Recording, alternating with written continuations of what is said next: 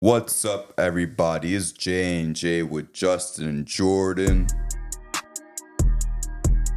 Yeah. What we got going on today, Justin? Just want to give a big shout out to my boy Nick in Chicago, real quick. I love you, bro. I really do. But what we got going on today? So today we got a lot of things going on. We got the Kings could potentially trade De'Aaron Fox. Oh man, Yeah, sad time for Kings fans. We got Jimmy Butler suspended indefinitely from the Miami Heat. It's like every week we're not trying to talk about him and more stuff keeps on coming out. So it's impossible at this point. The All-Star reserves just came out on Thursday. We will be reacting to that as well. Trae Young saying he got traded. That sounds crazy, bro. Terry Rozier's suspicious activity throughout the league. he got cleared though. Hey, Yeah. good for him. Yeah, he got cleared.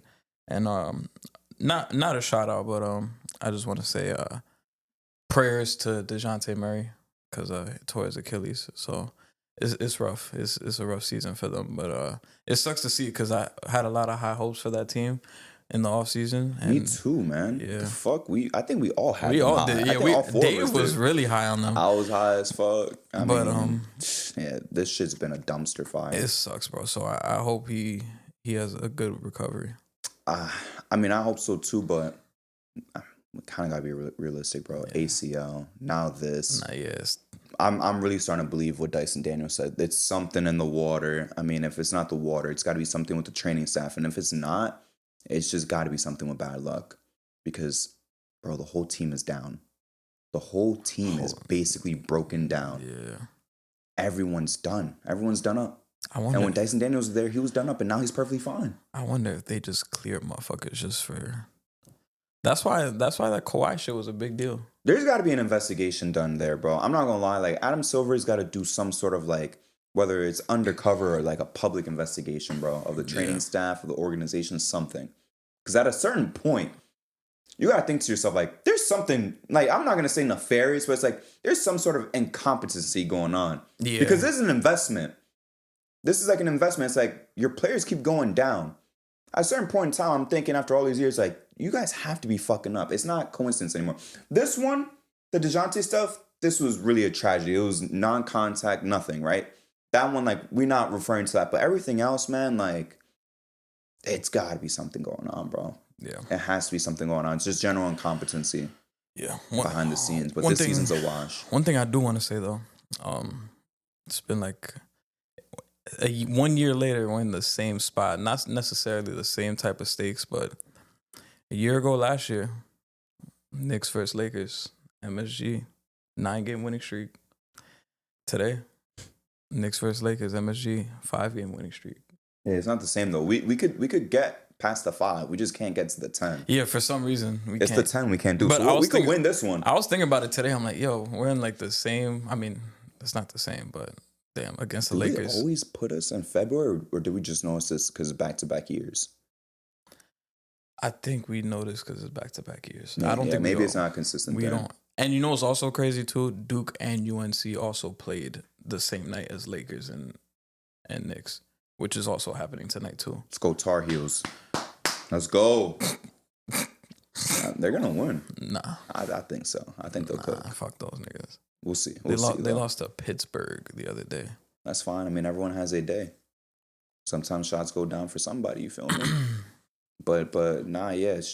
Also too, because you said prayers up for DeJounte, prayers up for Jalen Johnson too, man. Yeah. I wonder, because he went down a little bit a while ago. I wonder when the votes went in for the reserves, because I'm really curious if this went in before the injury or after.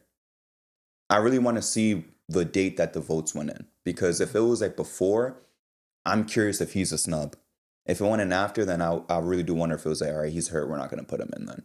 Because that's what I'm curious about. Because I'm not going to speak for you, but me, I was really big on he needs to be a fucking all-star. If Atlanta's going to send anybody, it has to be him. They didn't get anyone. Yeah. So if he didn't get in my opinion, it should have been because the coaches thought, all right, he's hurt. We can't put him in. If we put him in, he's going to have to get replaced anyways, whatever. But if it was just that they did the voting before he got hurt and he didn't get in. That's kind of crazy to me, but hopefully he comes back better than ever. Shout out to him too. His season's over. It's bad timing for the Hawks too. 7-game skid. Yeah. Bad time. All the way back down to the play-in. Yeah. Back home, bro. They have been more consistently a play-in team since the play-in's been born than not. If you really look at it, you talk about. I know we clown the Lakers for being like the kings of the play-in team. So are the Hawks. I think they've been in the play-in just as much as the Lakers, if not more, because they've been in the play-in I think 3 or 4 times. The Lakers have been in 3 times. Hawks were in it 2022. 2, yeah. 2023. And last year, yeah. 3 times versus 3. So those are the 2 teams that are most likely to be in the play-in. Every time. Hey, back home. And meanwhile, shout out to my Pistons. Passing them. They 2 games above them. I think they're the 6th seed right now. So definitely congratulations to some of the guys who made it in over a certain someone in Atlanta. Let's just get into him already, by the way, because we are going to be reacting to the reserves. Justin, let's just talk about the Eastern Conference reserves, bro, because I really want to get into Trae Young's specific quote. Yeah, I got you right here. So the Eastern Conference reserves, we have Jaylen Brown, Pascal Siakam, Darius Garland, Cade Cunningham, Tyler Hero, Damian Lillard, and Evan Mobley. I have no problems with this. Like I said, the only swap I would make, and it just depends on the time of the voting, would be swap Jaylen Brown for Jalen Johnson. That's it. But he's hurt anyways, and he would have been swapped in anyway. So the East is very limited in options in terms of all-star talent. So I don't really think there is really any way you could fuck this up. The only outcry there could be is LaMelo. Your preference of LaMelo and Tyler Hero. I mean, you could have your preference. I mean, I slightly prefer LaMelo being in there, but I'm not raising my pitchforks to have him in the game over Tyler Hero. Yeah, I wasn't mad when I saw Tyler Hero on there. I'm like, I actually think he deserves it. Like the shit he's been having to deal with, like organizationally, and then him actually having to go out there and he's performing like the best player on the Miami Heat. We've been saying this. Like he far and away looks like the best player on that team, and he's been doing it. No issues, no nothing. And it's crazy because I always go back to they try to fucking get rid of him. I know it was for Damian Lillard, but shit, like how awkward must that be when you know all summer like you might get traded? And he even said before that he was like it was in his head that like, yo, I'm going to Portland, and it never happened. And then he just stugged it out, and he's been hooping ever since. So he's been like a true professional in that aspect. The only thing I probably would have changed, like I kind of looked at the only one where I was like, really, was Jaylen Brown, and to replace him, I thought about Zach LaVine. Yeah, Zach LaVine's hooping. I thought about Zach LaVine. Jalen Johnson, unfortunately, was hurt, but that's really it. It kind of gets. Jaylen Brown kind of gets saved in that aspect because the front court is kind of shaky in the East.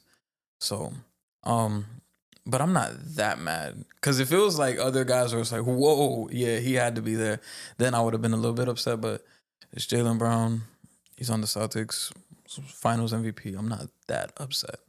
I really wish that Paolo. I really wish that Franz. I really wish that Embiid really qualified because.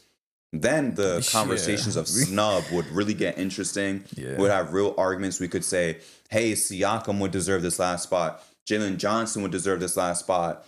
Fucking, why isn't Zach LaVine getting this last spot? So on and so forth. We'd be really fighting for who deserves this last spot. Should Cat start? Should Cat not start? So on and so forth. You feel me? But now it just feels like with those 3 guys down, it just kind of feels... Man, you feel me? It kind of feels like some guys are just in there to be there. And Jaylen Brown, one of my favorite players. When it comes to Celtics, I really do hate the Celtics. Only 2 Celtics I've ever respected in my lifetime have been Rondo and Jaylen Brown. So to have him there, I'm not really complaining. But let's be honest, he's just there to be there. If those 3 guys were there, he would not have a chance at all. We would not even talk about Jaylen Brown even having a chance if 2 of those guys got hurt. If only 2 of those guys were hurt, he would not even be in the conversation for a replacement at this point in time. But with all 3 of those guys being down, unfortunately, he's the guy that has to kind of just be in there. And when I say unfortunate, it's not like like he's bad or anything. It's just that when you talk about Jaylen Brown, you look at the face value, his stats are there, his stats are regular, but the efficiency is just not there. Yeah, He's still getting his regular 24 and all that, but the efficiency is so low compared to the regular years. yeah, to his standards, it's not as good. It's not as impressive. It doesn't look as good.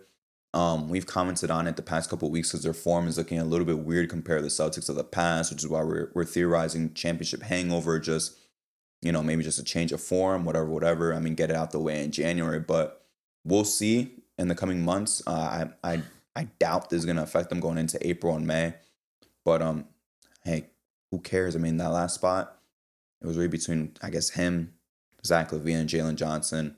Respect to Zach LaVine. I mean, he had a decent chance to get it. Fortunately, Jalen Johnson got hurt, but I'm not really crying too much that Jaylen Brown got that last front court spot, to be honest with you. Yeah, I'm not really upset. I'm looking at the standings. I'm like, damn. It was really the top 7 teams in the East that got All-Stars. You're going down the list. Cleveland got 3. Boston got 2. New York got 2. The Bucks got 2. Pacers got 1. Pistons got 1. And then the Heat got 1. And then after that, nobody got 1. I'll just say that I am proud that Mobley got his respect, though. Yes. I'll say that much. And I'm not going to lie. I know my shit, I left off, like I had Darius Garland getting snubbed, but I'm happy for him. And he deserves it. I think with the East, they did a really good job. Like I'm not upset at Darius Garland making it. I'm not upset at Tyler Hero making it. I'm actually surprised. Well, I'm not surprised, but I'm actually happy that Damian Lillard got his flowers, because I feel like in all this conversation, people kind of forgot about Damian Lillard. We were talking so much about Garland, Cade, LaMelo, Brunson, Trae Young, Brunson, and nobody even mentioned Damian Lillard in those talks. But to see him actually get in when he actually deserves it, it was actually dope to see. Yeah, I'm happy for the guys that made it. Like you said, everyone that you named. I mean, the only thing I do wish, like I said, is for Franz to have been there. This would have been his first All-Star bid. But for a lot of guys in the East, this is like their first. This is E-Mobe's first. This is Cade's first. This is Tyler Hero's first. This is Garland's second. But there's a lot of guys' first, and I wish Franz could have been there to join them. But a big shout out to them. The East, I think the East cooked. Before we move on to the West, I've talked about him a lot. Talked about it for the last month. Said he doesn't deserve it. Officially, he didn't make it. Inside the NBA, talked about it a little bit. Shaq took the stance that Trae Young should have got in. Chuck said he shouldn't have. I forgot what Ernie and Kenny said, to be honest with you, because Shaq and Chuck are always opposing each other. But Trae Young came out with the quote saying, like, yeah, I feel like the 24 best players are the ones that get sent to an All-Star game, and I think that they're not getting sent there because I'm not going, right? Whatever. We've all given, whether it was you and me, me and John, anybody else, like, we've all given our reasons why Trae Young shouldn't have made it, right? Efficiency, low scoring season. Now with them being on a 7-game skid, I feel more than vindicated with my stance, right? Even with his so-called incredible playmaking, they're not even a top 20 offense. Forget top 10, forget top 15. They're not even a top 20 offense. So for him to say, forget getting called snubbed, it's called getting called trade. If we're talking about individual play, like, at this point in time, I know we didn't talk about him at all throughout this whole All-Star season.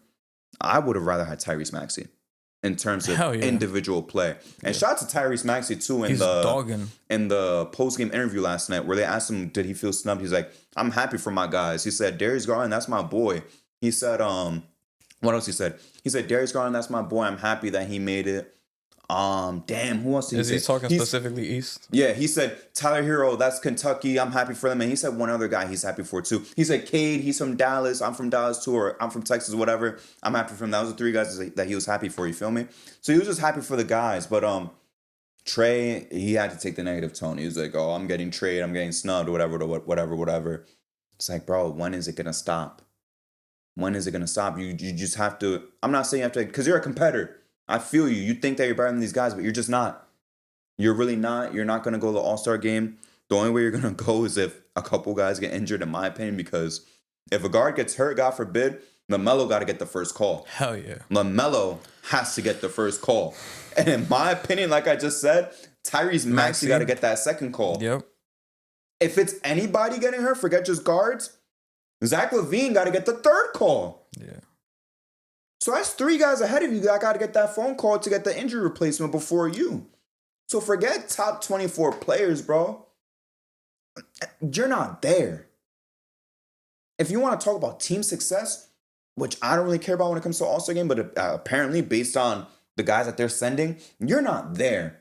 Individual play, you're not there. So it's not called getting trade. You're just not good enough, and your team's not good enough. That's all there is to it. It's simple. It's really not that big of a deal. Come back better next year. Be a better team next year. Be a better player next year. Shoot better from the field next year. Score more next year, and that's it. That's all you got to do. Take better care of the ball. That's all we're asking for. It's really all we're asking for. Don't average 5 turnovers. Shoot more than 40%. I've seen you shoot 46%. This isn't coming off as Trae Young hate like I told y'all last episode. I don't understand this discussion that this is Trae Young's best season. I've seen Trae Young average 28 and 9 on 46% shooting on less turnovers. How are we saying this is his best season? This is one of his worst seasons. Yeah. His worst since his rookie year. But to be honest, I say this is his worst season because I don't really count the rookie year. Because it's your rookie year. You're learning how to play the game in the NBA. So and to be honest with you, this is his worst year in his prime. We've seen much better years, whether it's on a scoring term, whether it's on an efficiency term, taking care of the ball. Let's be honest with ourselves. We don't got to lie and pretend there's a better Trae Young because he's averaging 11 assists. That 9, 10 assists is just as good when you have 27, 28, 29 points right next to it with less turnovers, with a higher shooting percentage, with a higher three-point shooting percentage, with a higher true shooting, with more games winning in the column. That's the better version of a Trae Young. Past years, you could argue it. I can't lie, just in the past years, you could argue he got snubbed. This year, case closed. You weren't close. Yeah, I don't think he got snubbed this year at all. Absolutely not. And it wasn't a discussion. It wasn't a discussion. And I didn't even think about the phone call shit. Like, you're not even getting the first, second, third phone call. Like, I didn't even think about that. That's fucking ridiculous, bro. If I'm Adam Silver, at least. I mean, maybe they do give him a call. I'm not going to pretend I'm the end-all, be-all. I'm not Adam Silver. I'm not the commissioner. But me personally, just looking at what they value, which is team success. If they're going to call someone is based on team success and shit like that, like, let's be real. Zach LaVine is right behind him in the standings. Like, you're on a 7-game skid, and the Bulls are right behind you at this point in time. And Zach LaVine's playing better than you. Zach LaVine's shooting like 50% from the field right now. The highest in his career by far. He is hooping right now. Why would we give you a call over him? That's ridiculous. Yeah. And LaMelo was first in fan voting. He don't got the team success. He was first in fan voting by far. He's going to draw numbers to the TV. Hell yeah. Why would we call you over him? It doesn't make any sense. And as an individual, Tyrese Maxey is a better player. So why would we call you over him? There's different reasons for why you would call these 3 guys over Trae Young. Yeah. So this instance that, I'm getting trade now. Like, we're not doing that, bro. Yeah, like, there have been much more like crazy instances of getting snubbed. Like 2016 Damian Lillard, disgusting snub. You want to talk about a real snub? Look at 2016 Damian Lillard getting snubbed. And then going on a tear for the second half of the season. And then what did he do? Make all NBA. Hooped for that whole second half of the season. Absolute dog, bro. Went on a path of hell, bro. And he deserved it. Averaged like 26, 27 that season. Didn't make the All-Star game. I know, like, I'm the Klay Thompson hater, whatever. Like, He kind of deserved. He averaged like 22. They were on pace to win 70 something games at the time. They finished with 73. Like shout out to him, and he kind of took Damian Lillard's spot. It was like him, Steph. It was Steph, Clay, Harden, Westbrook. You feel me? That was the guards. It's hard to take any of these spots. You have two guys on pace for 70, and you have two MVP candidates. Damn, Dame didn't make it in 16 and 17. 17 is kind of crazy. But if I had to assume, it's probably the same four guards back-to-back years. Clay, Steph, Russ, and Harden, if I had to guess. Am I correct? Damn, I gotta fucking find that. It has to be. Because Russ and Harden got even better in 16-17, and they were the top two MVP candidates. Let me go find that shit. You could keep talking while I find it. But no, yeah, like, that's a real snub. I don't think this is I don't even think this is the biggest snub of this All-Star campaign. This is not the biggest snub of the 2020s. Last year was ridiculous with the Paul George shit that I cut the big-ass promo about, because he took a spot over like 5 guys I named. I remember like Zion, Sabonis. Remember all these guys I named, Sengün. I named like 5 guys he took a spot over that he didn't deserve. This is not even the biggest snub of the 2020s. It's not the biggest snub of the year. So what are we talking about that you're getting trade? What type of term is that? It's a bullshit term. You got to play better if you want to make it to an All-Star game. You found it? Yeah, I found it. It's in alphabetical order. But the guards was Steph, James Harden, Klay Thompson, Russell Westbrook. The 4 that I named. Yeah. And it was the same exact ones of 15-16. Like, when you're Damian Lillard, the only spot that you can aim for is Klay Thompson's, and back-to-back years, the Warriors were dominant. They were on pace for 70 the 15-16 year, and 16-17, obviously, you had that 4-headed monster with Durant. Yeah, Marc Gasol made it that year.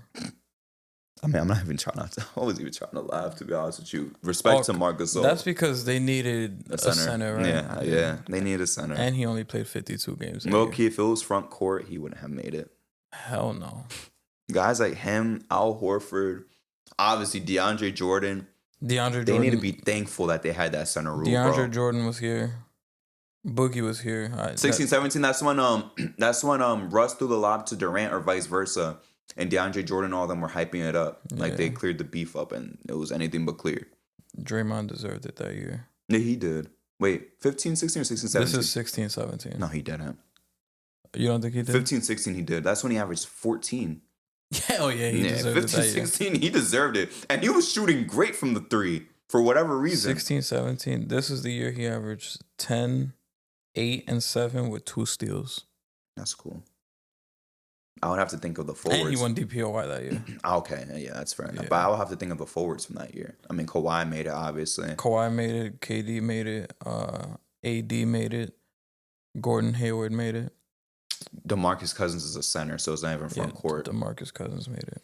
I don't know then, because you said Gordon Hayward made it. Does it show the fan voting graph there? If not, you don't got to look for it. Nah, it doesn't show it. Then I wouldn't know then. The front court from 2016-17, just looking at the map, like, I really wouldn't know. Devin Booker was a guard. He was hooping, but if Dame didn't make it, he was even close, obviously. LaMarcus Aldridge, I guess. Yeah. He could have had his spot, but... Damn. And they were great, too. So he probably could have had a decent shout-out. Front court at that time. Blake. But I don't know what Blake was doing. 16-17 was probably hurt. Of games, yeah.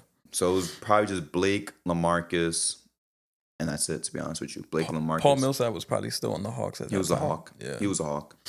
Damn. He was on the East by then, and he didn't go back to the West till he was a Nugget. Yeah. So, and by the time he was a Nugget, he was cool, but he was not close to All-Star. Yeah. So it was really just Blake and LaMarcus that could have taken Draymond's spot. And LaMarcus would have had more of a shout-out because that's when the Spurs would have given the Warriors a run for their money for that 1 seed. Yeah. Because it was a 2 seed that year, if I'm not mistaken. Yeah, because the Rockets was a 3 seed. Yeah. And that's when Kawhi was going stupid. But yeah, bro, this is not no major snub. Yeah, this ain't no getting trade. That sounded crazy, by the way, when he fucking said that. You want to talk major snub? We got to go to the West. All right. This is where I want to let you talk first, to be honest with you, because I have a lot to say.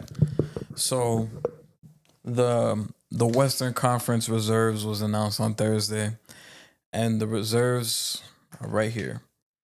So we have Victor Wembanyama, And by the way, the craziest part about this, when they said it, was Victor Wembanyama was a fucking wild card, which I thought was crazy to me.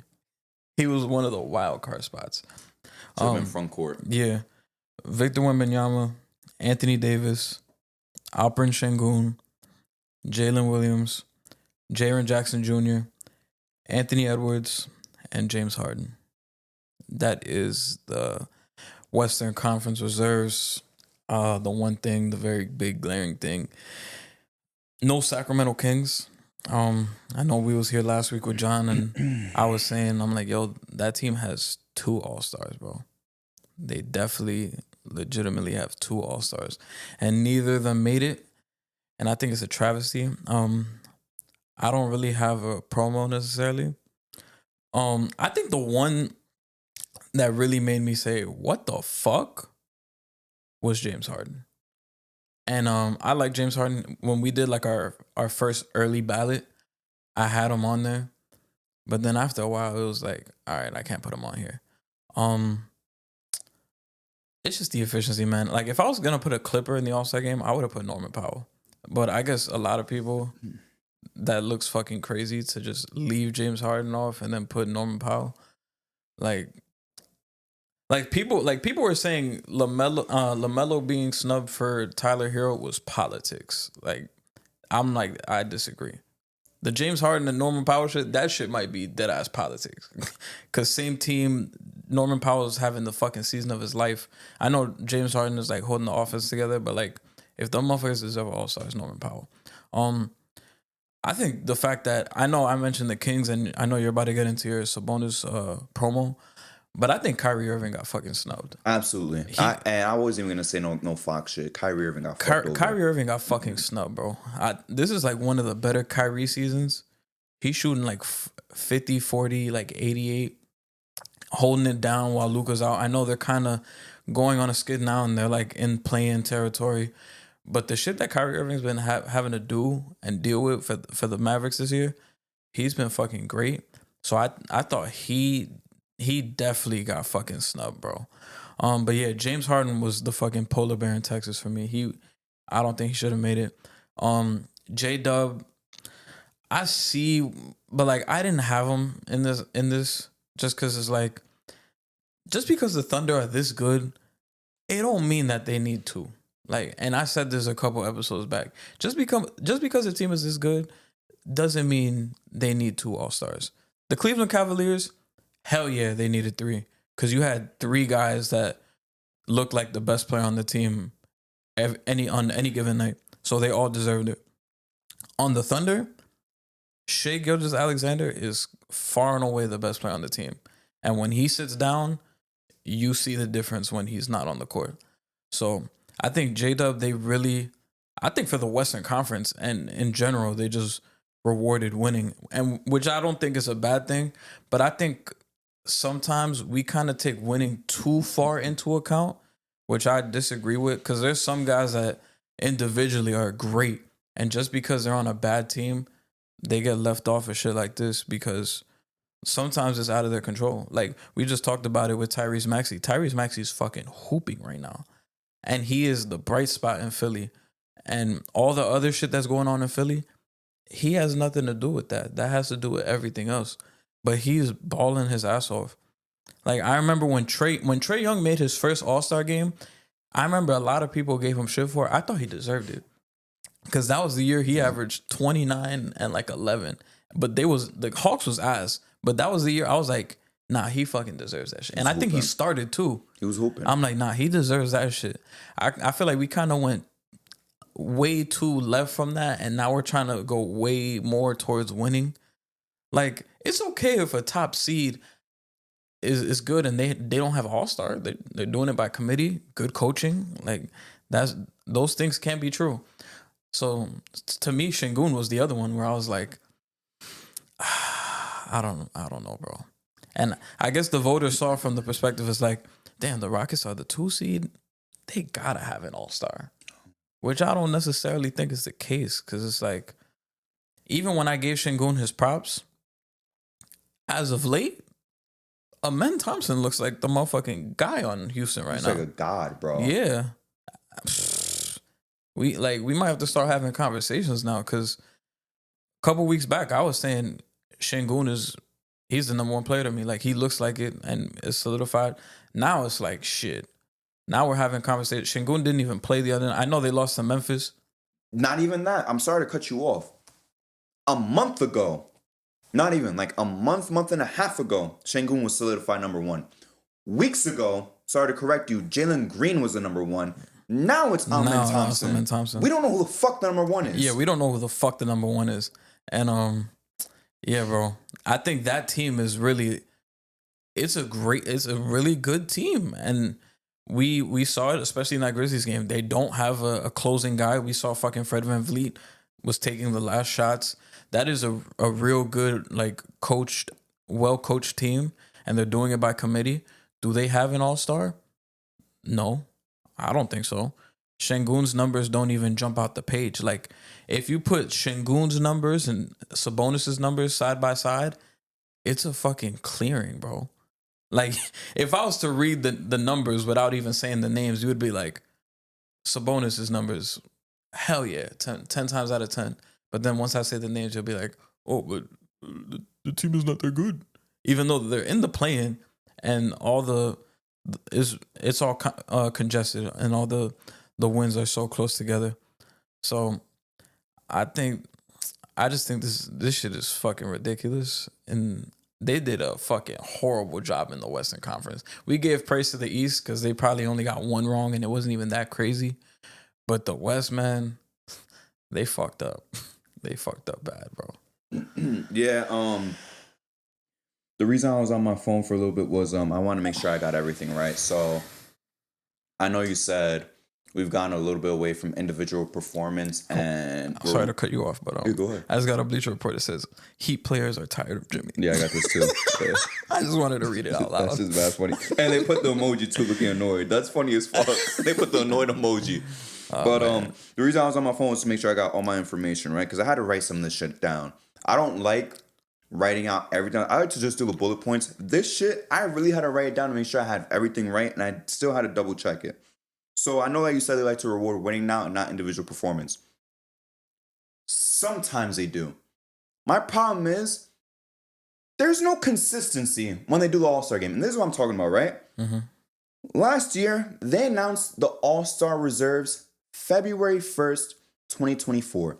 The Kings were 27-19. They were the 5th seed, right? Perfectly fine. 0 All-Stars. 0 All-Stars. Sabonis didn't make it. Fox didn't make it. The argument was they weren't good enough individually. Okay, fine. Let's look at some of the guys who got in. Curry got in. The Warriors were 4 games under 500, 20-24. The Lakers had 2 All-Stars with a much worse record. They were all the way down to 24-25. The Suns were 1 seed behind them, 28-20. The Clippers were 31-15. That's when they were the 3 seed. They were on a hot streak. They had 2 All-Stars. They had PG and they had Kawhi. They're the 3 seed. They had 2 All-Stars. So fine, whatever. They had the 2 All-Stars. If there was an inconsistency, right? All over the place. And obviously the Mavs had Luka, who were one behind, but many seeds below because they played more games. They didn't force the Nuggets to have 2 All-Stars. You didn't see no Jamal Murray or Mike Porter Jr. out on the floor. You didn't see them trying to force J-Dub to be out on the All-Star game floor last year. Why did they do it this year? Because just last year, because we saw how tight that race to first last year was between the Nuggets, the T-Wolves, and the Thunder. It really came to the last fucking day. It was that close. It came to the last day. Right here on that February 1st. Well, it was January 31st. Because there was nothing February 1st. But that January 31st standings, the Thunder were 33-15, 1 game behind the 1 seed. And J-Dub was nowhere close to being an All-Star. But now they're inclined to have 2. Now they need 2. Because they're the 1 seed. Now that they're the 1 seed, they need 2 All-Stars. Because the Rockets are so good and they're the 2 seed, they need that All-Star. And then here's where the inconsistency comes in. Wemby's phenomenal. I'm not saying Wemby doesn't make it. He shouldn't make it. He needs to be in the game. Absolutely, he needs to be in the game. But the Spurs are garbage compared to the Kings. You want to say the Kings aren't good? The Spurs are garbage. But as an individual, Wemby is incredible. So he needs to be in the game. The All-Stars is like Trae Young said, there's one thing I agree with. It's about the 24 best players. And Wemby is one of those 24. J-Dub's not one of the 30 or 35. Sengün currently is not one of the 30 or 35. Forget 24. So why are we saying them in? Because we're just forcing this whole winning thing. We're rewarding winning a little bit too much when it comes to this All-Star game. This isn't all NBA. Yeah. That's the thing. If we're doing all NBA, fine. But even then, I wouldn't even force these guys to be all NBA. To be honest with you. Even with the all NBA, when it comes to the winning, I'm thinking about the number one guy. I'm not thinking about no number two, number three. I'm not giving Derek White no votes over a Cade Cunningham. I'm not giving Derek White no votes over a Tyler Hero. Derek White votes over even a Dame who's a number 2 when Derek White's a number 4. Why would I do that? Yeah. So even then, why am I forcing J-Dub to be in the All-Star game over Sabonis? It doesn't make sense as the number 2 just because you're the 1 seed. You don't have to force it. The Cavs legitimately deserve 2 or 3 All-Stars because they're just that good. They deserve it, and just being completely transparent, like I said before, if Franz, Paolo, and Embiid were there, just being honest, Mobley would be one of the guys who get the axe and wouldn't be there. The talent just isn't there in the East, so they would probably have 2 if those guys were healthy, right? But in the West, the talent is there. There isn't guys that are sitting down that are hurt like that. When it comes to the front court or even the guards, like that, it's really just Luka and Ja who are down when you think about guys in the West who don't qualify. The talent is there, so it's not like you were like, you have to cope and say, oh, well, we have to put him because there's no talent. The talent is there. You guys are just forcing this selection. J-Dub has no business being in the All-Star game. Forget even over just Sabonis, over anybody, to be honest with you. You go to Sengün, like you said, there's nothing. Like you said, when you look at the 2 stats, even if you just watch them play with the eye test, if you want to say, oh, but the eye test. When you watch them play, when you look at the basic level stats, when you look at the advanced stats, when you go to B-ball and index, when you look at anything, Sabonis does everything better than Sengün. There is not one thing Sengün does better than Sabonis. I'm not being hyperbolic. Not even defense. Sabonis is a better defender than Sengün. And I'm not saying, wow, Sabonis is this all-world defender. It just talks to how bad Sengün is as a defender, to be honest with you. Because Sabonis has gotten to basically average this year compared to previous years. Sabonis is just as good of a scorer. Much more efficient, by the way. The best rebounder in the league, and if not the best, number 2. Seriously, 1 or 2. If you want to throw Jokic in there, then maybe number 3. It's between him, Kat, and Jokic this year, honestly.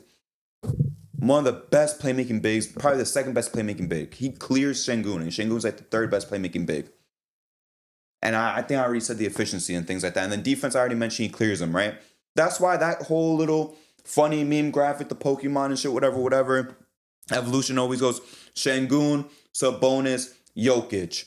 You never see it go Sabonis, Sengün, Jokic, because Sabonis is better. He is better at everything. Sengün has not gotten to that point where he's better than Sabonis yet.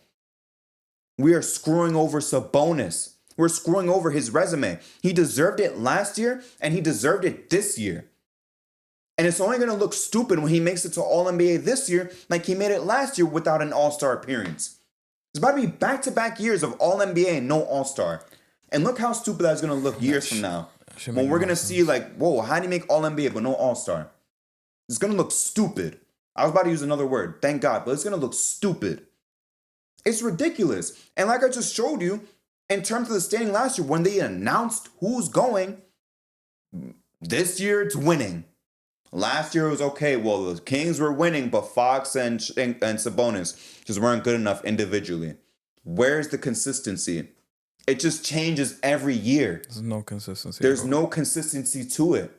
Sabonis is better this year than he was last year, but now it's okay, well, you're not a high enough seed.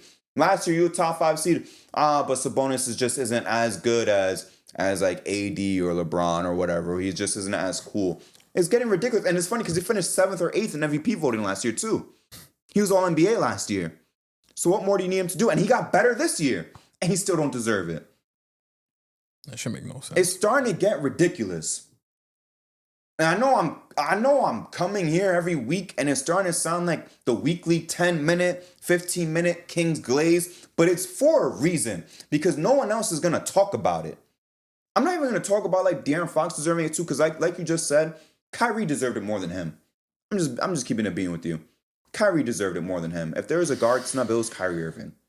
Kyrie deserved it more than Harden. Fox deserved it more than Harden too, but Kyrie need to get that call first before De'Aaron Fox. You feel me? I'm looking at Sabonis' stats right now, and it's just... No, it's disgusting. I don't even have to look at them. I know them by heart. It's disgusting. I think he's shooting 60% from the field. 60% from the field. North of 45 from three. On like 3 attempts, too. Incredible. 21 and like 13 with 6 assists. Incredible. No, 14 and a half. Almost 7 assists. But that's not better than Sengün. Sengün, who's doing less of everything compared to Sabonis. That's what's really frustrating me. And some of the more stuff that I wrote, it's like, what is it that he has to do? And it's gotten to a point where it's like, God forbid someone does get hurt, because AD's hurt right now. I don't know how long it's going to last, but even if he stays hurt for even that much longer, we can't even guarantee he's the first phone call, because we couldn't even guarantee that he was going to be a reserve when we all were so confident that he was going to be a reserve. We can't guarantee he's going to be the first phone call to get into the game. Yeah. Like, it's really getting ridiculous. And to me, like, maybe I'm looking too far out into the future, but I feel like bro's really getting screwed out of like what could potentially be a Hall of Fame career, to be honest with you. Like, this could really fuck him over in the future. 2 All-Star bids gone that were truly deserved. He would have been a 5-time All-Star. But now he only has 3. He only has 3. This is what could turn him from Hall of Fame lock to Hall of Very Good and not make it, to be honest with you, by the end of his career. And by the end of his career, to be honest with you, he could potentially get in, to be honest with you. If he continues his pace, why could he not get in? How old is he, since you're looking at it? He's 29? He's 28. 28. He turns 29 in May. He's getting to his 30s, bro. It's starting to get ridiculous, to be honest with you. And the Triple J stuff, I'm not going to comment on it because I've come around on that. I can't lie. It was really just the J-Dub and the Sengün stuff that's just so ridiculous to me, man. Yeah, it doesn't make any sense. When we had the back and forth with Triple J and Sengün, I was more so on your side with Sengün. I thought Jaren Jackson... Sabonis. Triple J and Sabonis. Oh, okay. Yeah, because when we were talking about the piece of the pie shit, I thought, to me, that shit applied more to Sengün. Because 100%. I felt like Jaren Jackson, that motherfucker had to make it. Just because everything he's had to do for the Grizzlies, like defensively and offensively, what he's been able to do this year for them, he's been far and away the best player on the team. With Sengün, we just talked about it like 10 minutes ago. Like, he was the best player at one point. Then it was Jalen Green for a little bit. And now we're looking at Amen Thompson, like, the next thing. So we don't even know who the best player is. And even then, with all that being said, Fred VanVleet is the one taking the last fucking shots. So we don't even know who runs the show. That's a collective effort. And it's okay to say they don't have All-Star. That's fine. Like, I remember there were years when... Actually, no, I'm not going to say that because Marc Gasol did make it. But, like, those Grizzlies teams were fucking good. Like, Mike Conley, they wasn't forcing him in. Zebo, they wasn't forcing him in. Marc Gasol probably made it a few times just because, like, you needed a center. They needed a center, but if it was front court, he wouldn't have made it. Yeah. And that's okay. They were just a great team. Yeah, they were a great team. But they weren't forcing that team like, oh, yeah. Like, they need all-stars. And we're telling you right now, Gasol made it because, like, they needed a center. It's not how it is now where it's just 2 guards, 3 front court. I'm going to check if they ever had 2 at the same time. I strongly doubt it. And they've had years where they're a top 3 seed. I strongly doubt it. It was probably just Gasol by himself. Nah, Zach Randolph made one. I'm going to check for you right now. Was it 12-13? 11-12, I think he made it. No, 12-13, you're right. He made it. 12-13, he made it. I guarantee you Gasol didn't make it, though. While the year Gasol won DPOY, he didn't make it. Gasol didn't make it. Yeah, you see? And then he made 11-12, but Zach Randolph didn't make it. And Zach Randolph never made it after 12-13. Zach Randolph made it in 2010 and 2013. Yeah. And then Mike Conley didn't make it till like three years ago. Yeah. As a replacement. As a replacement. Respect to him, though, because one of the best to never make the All-Star team until that point in time. So I'm not going to take that away from him. Shout out to him. But they never had two All-Stars at the same time, bro. Yeah, they never did. You didn't have to force it. Why are we forcing it? Well, okay, see, I don't care if you're going to say, oh, but they're the 1 seed. That's different. I really don't care, bro. Yeah, I don't care. Like, you don't have to force two All-Stars just because you're the 1 seed or the 2 seed. Reward the players that's hooping. That's what we want to see. We want to see the best guys out there. And I'm not going to compare this guy to Sabonis. This guy's obviously way better than Sabonis.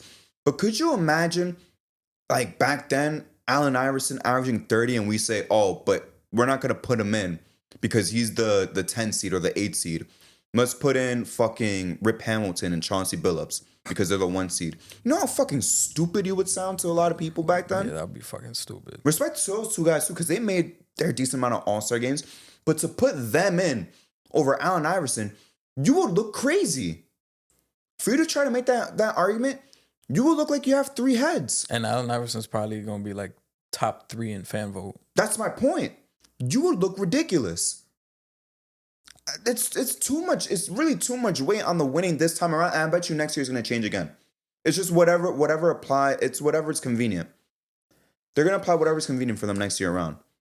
It's going to be what's going to pop out. What numbers are going to pop out. Then the year after, who's winning the most?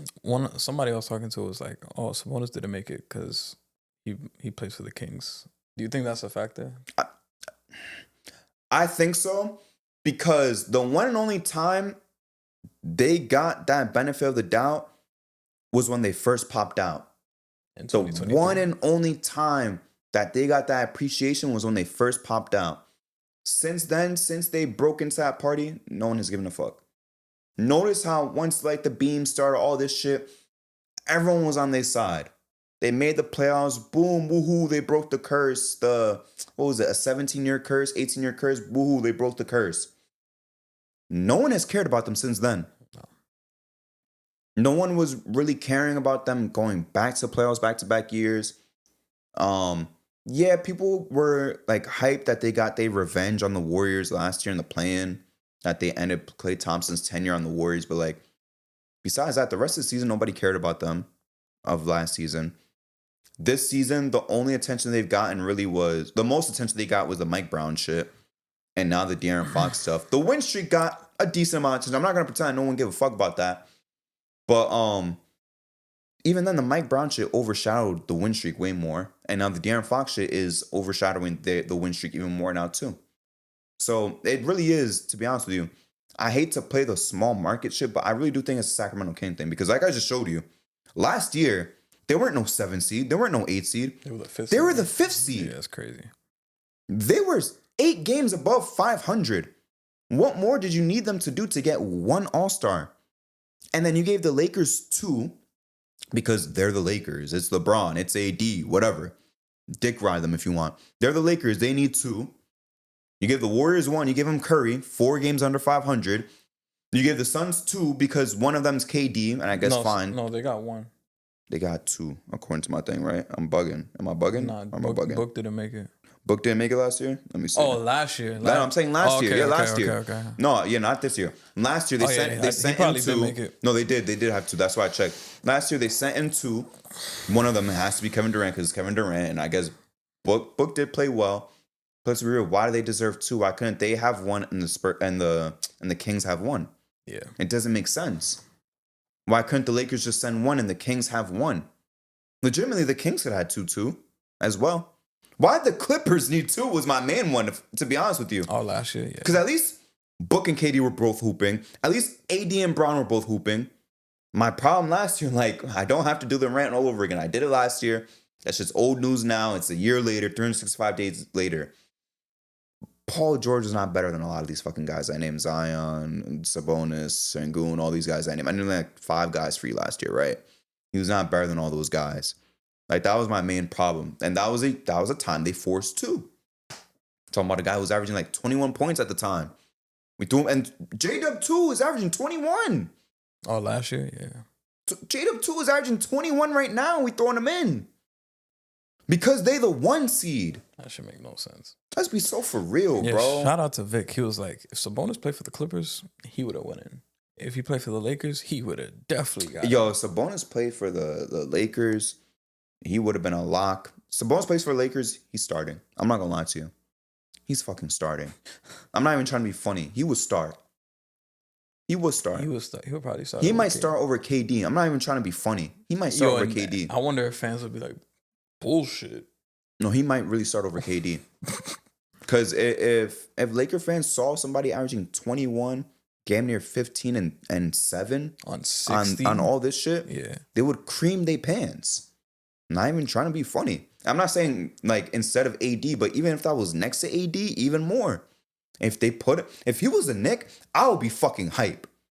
Even if it was instead of Cat, I would be fucking hype. And he would obviously start.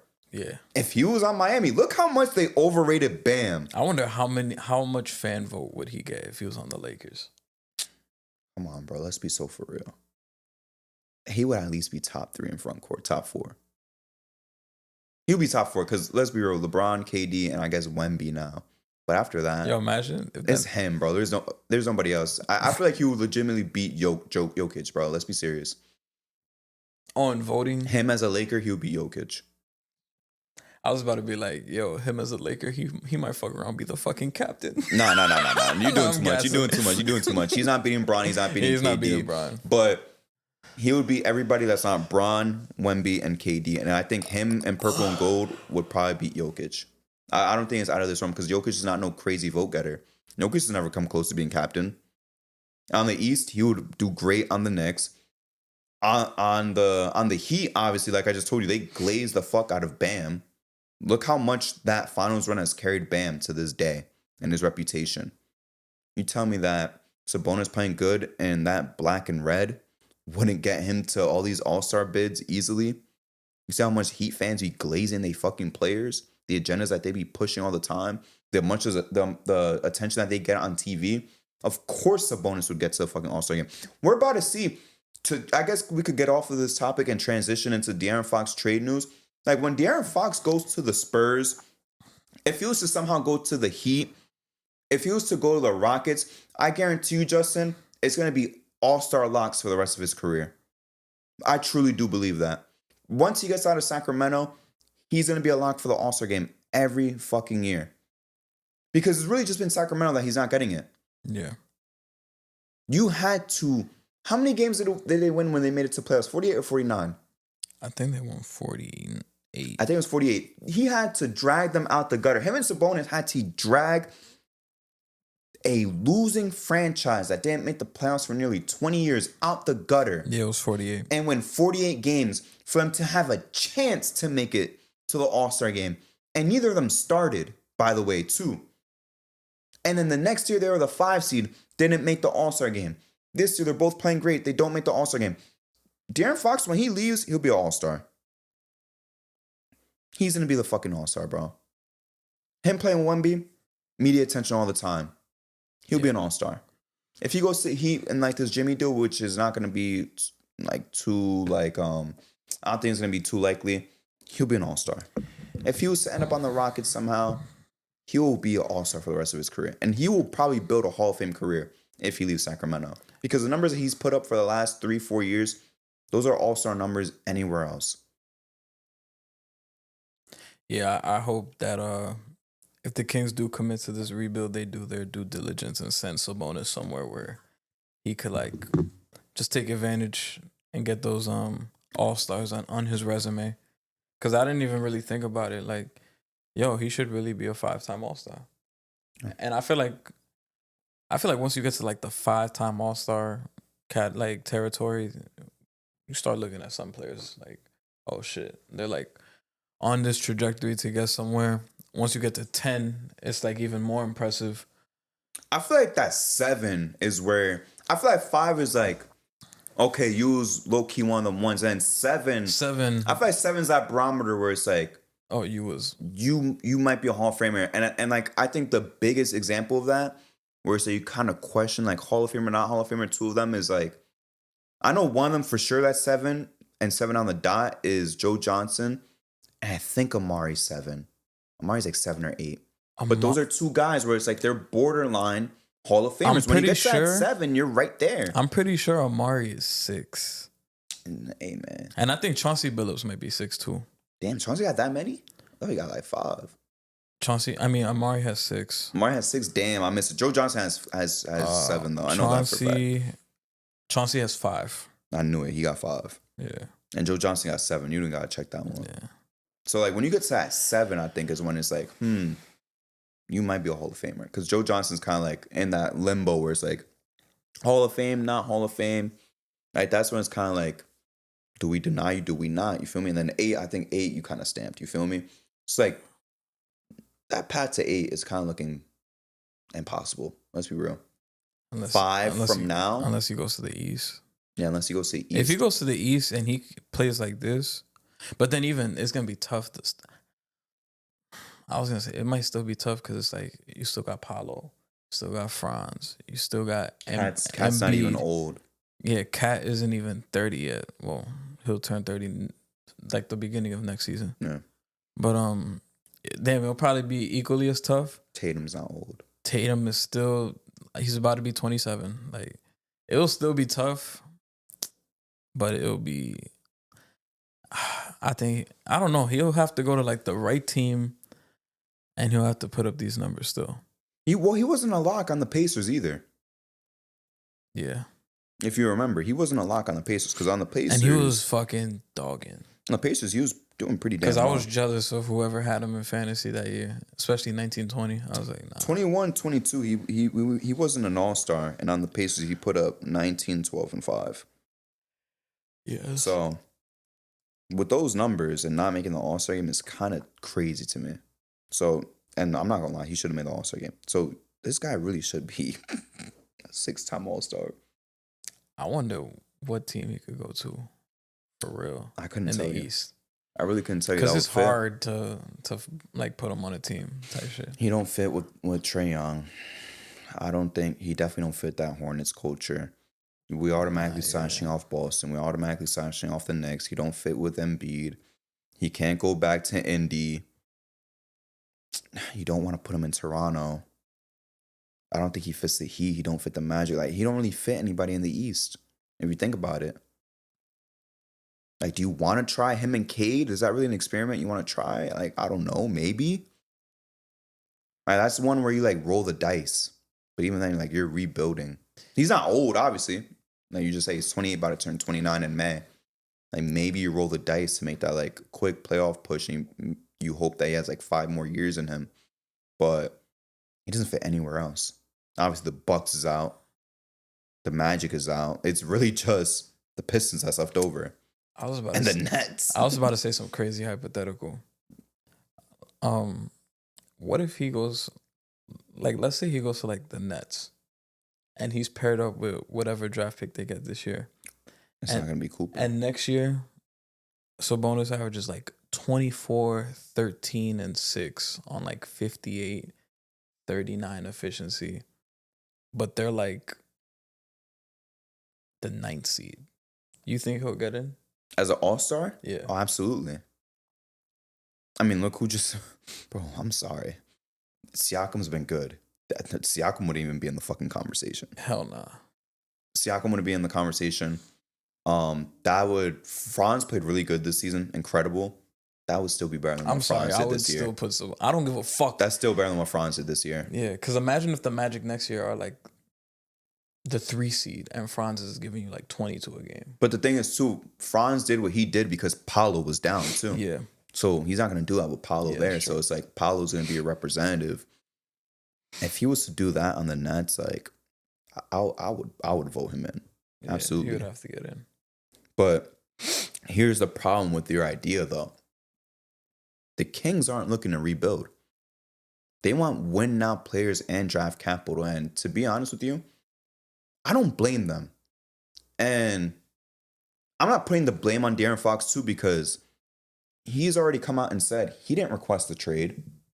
He doesn't want to leave. He has preferred destinations, but he doesn't want to leave. And the Kings have already said too, like, yeah, it was our idea to come out and want to trade him. You feel me? Like they expressed the desire to want to trade him first, if anything. So the thing is, you've already committed to bring in Malik Monk, his like backcourt mate in Kentucky, his boy in the league. Like, I'm not gonna assume, but if I had to guess, his best friend in the league. And if it's not him, I would guess it's like Bam. But you feel me? Like, if I had to guess, that's like his best friend in the league. You signed him, you brought him over, you surrounded him with an all-star. You got rid of a guard that you drafted and got him a all-star in Sabonis. You drafted a really good guy in Keegan Murray to surround him with as a good surrounding piece instead of getting Jaden Ivey, who everyone tried to force you to get on social media and shit, which would have been the same problem as Halliburton. You brought in DeRozan to really try to make that playoff push and commit to show Fox like, hey, we're a winning team. So you've already invested this much in being a win now team. You've made too many win now moves. You can't just tear it all down this quickly. So I understand why. I don't blame him for saying like, yo, we kind of owe it to Sabonis and DeRozan and Malik Monk to like, hey, let's bring in win now players. If we're going to move De'Aaron Fox, we want guys that are good now and we want draft capital. I don't blame him. But I still wish, even though it's a gamble and maybe he leaves, I still think it's worth it to go for Cam Johnson. I still think it's worth it to stand 10 toes down. It's a gamble. You would be losing Fox's value if you were to miss the playoffs this year and then trade him in the offseason or trade him next trade deadline. You would definitely get way less shit in return. But I would take that gamble and really go for this last push and what could be a last dance with De'Aaron Fox. Because what are you going to get back that's just as good as him? Just being really realistic. You're not getting Castle. Yeah, it's already confirmed. You're not getting Castle. You're not getting Castle, yeah. So what are you going to get? Vassell? And I don't even think you're going to get Vassell anyways. Realistically, you're going to get like Keldon Johnson. You're going to get Keldon Johnson. That shit's going to be trash. Zach Collins. That shit's going to be trash, which is why they're looking at a 4-team trade. Yeah. Involving the Heat and I think the Suns. So what are you going to get from that? Keldon Johnson, what could you possibly get from the Suns? I'm really trying to think, what would you even get from the Suns? Not Beal. I don't think Beal is going to open his trade clause for the Kings. What would you get from the Heat? Like, I don't know what they would get. Would they get Jaime from the Heat? Would they really do like, that? Would they be willing to move him? I don't know. Even though and what are the Heat getting from this? Yeah. I wonder if they're not going to get Beal. I wonder if the Heat are trying to trade Terry Rozier. But even then, it's like... There's no way the Kings are taking back Terry Rozier. Exactly. They've made too many... I know the Kings have been kind of a backwards front office for a while. We kind of have to give them credit for what they've done for the last 3 years, to be honest with you. And the thing is, bro, like, if you're going to do this trade, like, at least do it for the valuable pieces. But in my honest opinion, I would take the gamble. I'm going to check the standings right now. I didn't check the West standings this morning after all the games are played. I do know you're playing OKC tonight. That's going to be a tough game. I don't know if you're going to pull it out. That Sixers game, that was embarrassing. You should have won that game. You should have won that Philly game. That was a pivotal game in this tight race. At least the Warriors lost last night to the Suns, right? That was a very pivotal game. But if you were to somehow pull a win out of your ass against the Thunder tonight, you guys are looking at still being in that mix of the play-in. If you guys still make that push for Cam Johnson, I really do think that you could at least pull yourselves up to a 7 seed. And your ceiling could be a 6 seed. And take your chances in the playoffs. I would go for that last dance. Don't settle for no Keldon Johnson. Don't settle for no picks. Don't settle for no Terry Rozier. Don't settle for no Nurkic. You feel me? That might be what you get from the Suns. Don't settle for garbage, is all I'm saying. Yeah. This is, in my opinion, people might think there's a hot take. Maybe not, let me not say better player, but De'Aaron Fox is a better Sacramento King than DeMarcus Cousins. In the same way that D Wade is a better Heat than LeBron James. LeBron is a better player than D Wade. But De'Aaron Fox is a better Sacramento King than DeMarcus Cousins. You could say, well, they didn't put the pieces around DeMarcus, so on and so forth. But at the end of the day, we're gonna look back at De'Aaron Fox as being the face of the Kings, as like the guy who broke the curse. You feel me? DeMarcus couldn't do that. I'm not saying it was his fault, but he is the guy who took them out the fucking mud and took them and made them a winning team. Back-to-back years of being of over 500 ball, which they haven't seen in 17, 18 years. You feel me? So he is he is the best king that I've seen in a long time in terms of winning since C-Web and all them. You got to get a king's ransom, and if not, gamble. I would gamble. Go all in on Cam Johnson, see what you could do. I was looking at strength of schedule. The Kings have the 10th hardest remaining schedule left in the NBA. Can you do me a favor? Can you look at the Mavs real quick for me? The Mavs? Yeah. For strength of schedule? Yeah. They're 8th. Okay, so they have a little bit harder one. Who else is in that mix? All right, what about the Suns? Suns have the hardest schedule remaining. Fuck, there might be a chance. The Grizzlies are 3rd. But that's irrelevant, Justin. I'm thinking about the playing teams. Oh, the playing teams? Who else is down there? The Mavs, the Suns. The Lakers have kind of dragged themselves out of there, to be honest with you. If it means anything, well, they're not a playing team, but they could very well... Talking about the Warriors? No. The Spurs? No, the Clippers. They're not a playing, but they're like... That's a team they're chasing to get out of the play-in. But they're like... They're 6th. Yeah. They have the 9th hardest schedule remaining. One above us. All right, so that could mean something. Kind of have to outlast them. But then outside of that, it's like... Yeah, it's like the Blazers, the Bulls, the Spurs. That's harder schedules than us. Yeah. No. Like, I mean, they're under you, so their schedule's a little bit easier. Like the teams with the easiest schedule remaining is like the Raptors. Oh, sorry, this is a key one I missed. But the thing is, bro, like the T-Wolves are on a heater, bro. They're on a 5-game win streak. They're 2.5 games ahead of us. What's the T-Wolves' strength look like? 20th. So they have a pretty easy schedule. Yeah, they're good. So we're really... Basically, we got to keep the Warriors off our tail, which they're really fucking ass. But we got to hope somehow, some way they don't catch fire. Either that or that the Kings don't just fall off completely. The Warriors have the 17th toughest schedule remaining. Yeah, but they suck. Yeah, they suck. They suck. So the Kings just have to hold on. And it tells you, too, like, the teams they still got to play. Yeah, of course. They show you the best teams and the worst teams and how many games they have left. Like, Warriors still got to play the Rockets twice, the Nuggets twice, the Knicks twice, Lakers twice, Grizzlies once, Clippers once. The Kings still have to play the Cavs twice, the Rockets once, the Thunder twice. They could beat the Rockets. They play the Thunder tonight.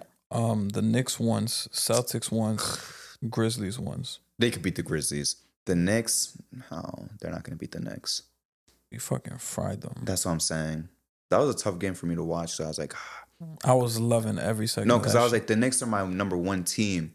But I was like, fuck, but we're like so clear in the Eastern Conference. I was like, but we chasing number 2. I was like, fuck, the Kings need this to survive the play-in. I was like, shit. I was like, whatever. Whoever wins, I'm still winning. But yeah, they got to hold on, bro. They at least need to stay in the play-in, but to be honest with you, like to climb out, it's still possible. The Clippers need to start losing a little bit though. That's what I'm saying. Like that Sixers game, that was a pain in the ass. Yeah, because they would have been 25-22, which they would have been right on the Mavs. I think they would have been. They still would have been. No, they would have been ahead of the Mavs. Because the Mavs still would have had one more win, but they played more games. So they would have been 9th right now. And they still would have played one more game than the Suns, though, the Kings. So they would have been like half a game behind the Suns. Yo, before last night, Philly was on a 4-game winning streak.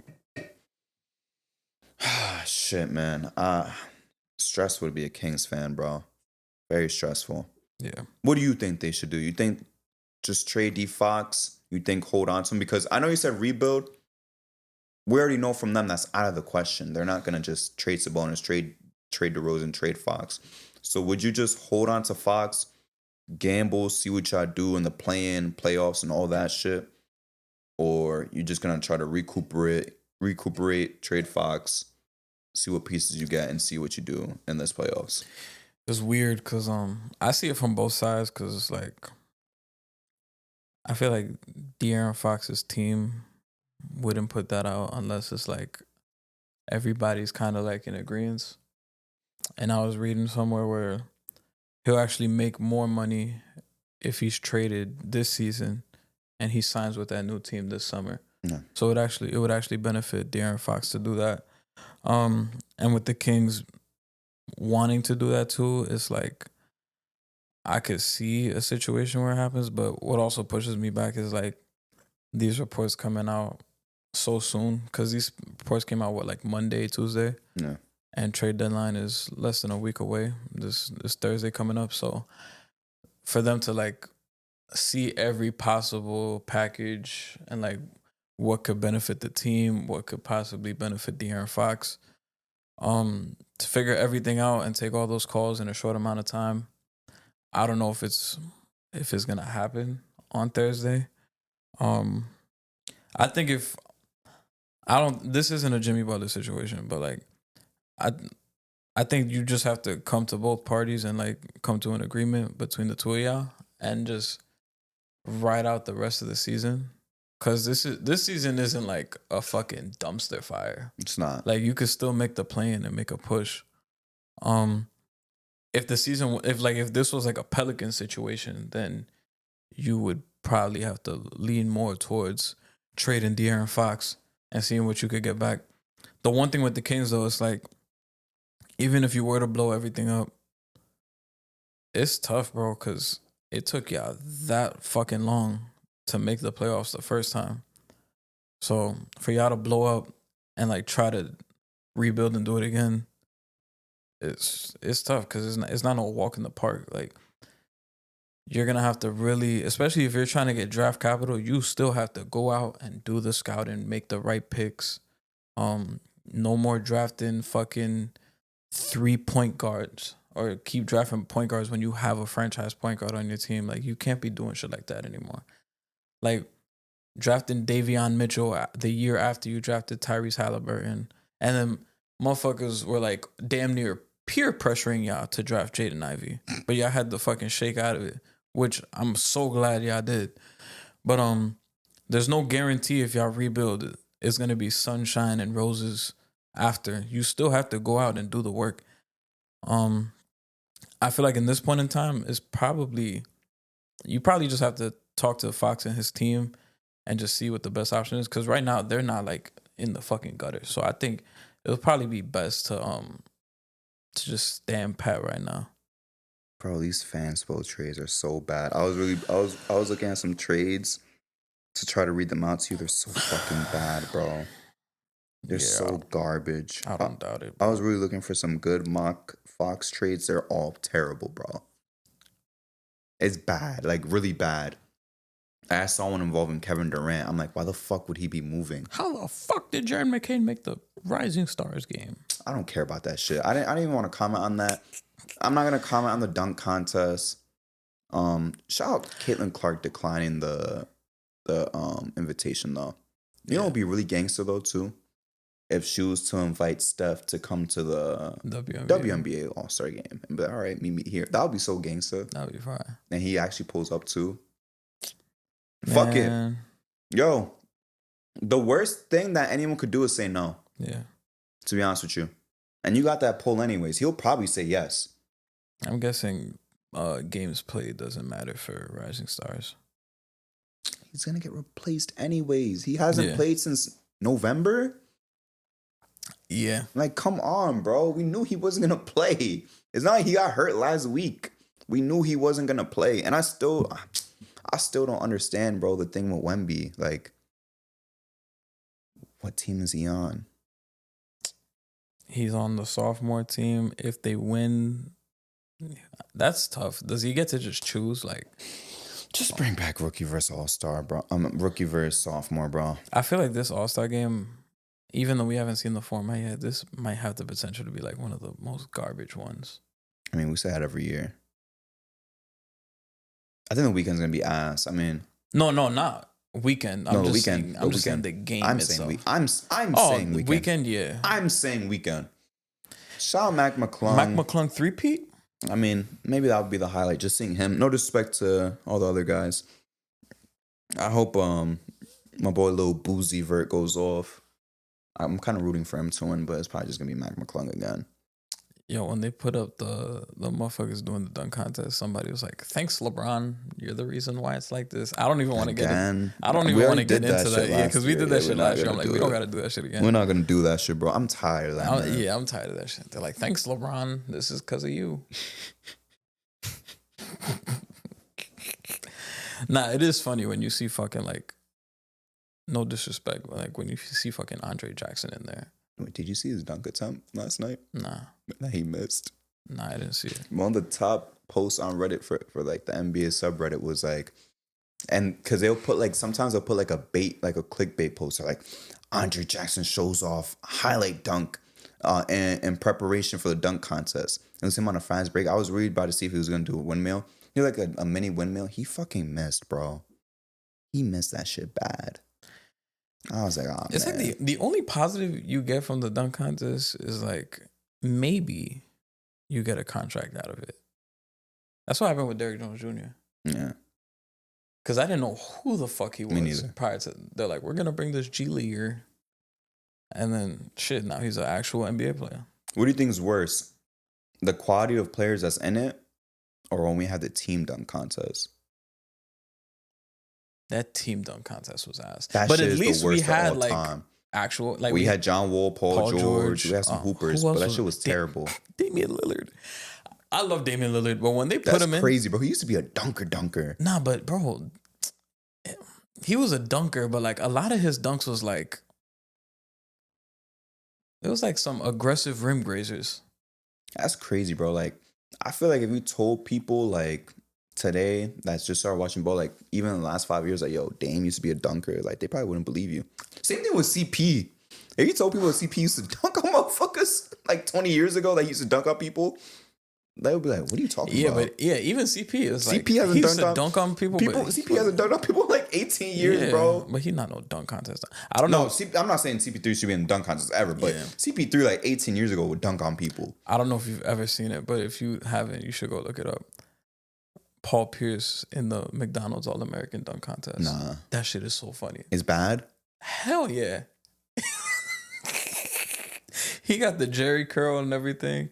And yo, he's so unathletic. Like the way he moves, like his body, he looks mad awkward and shit.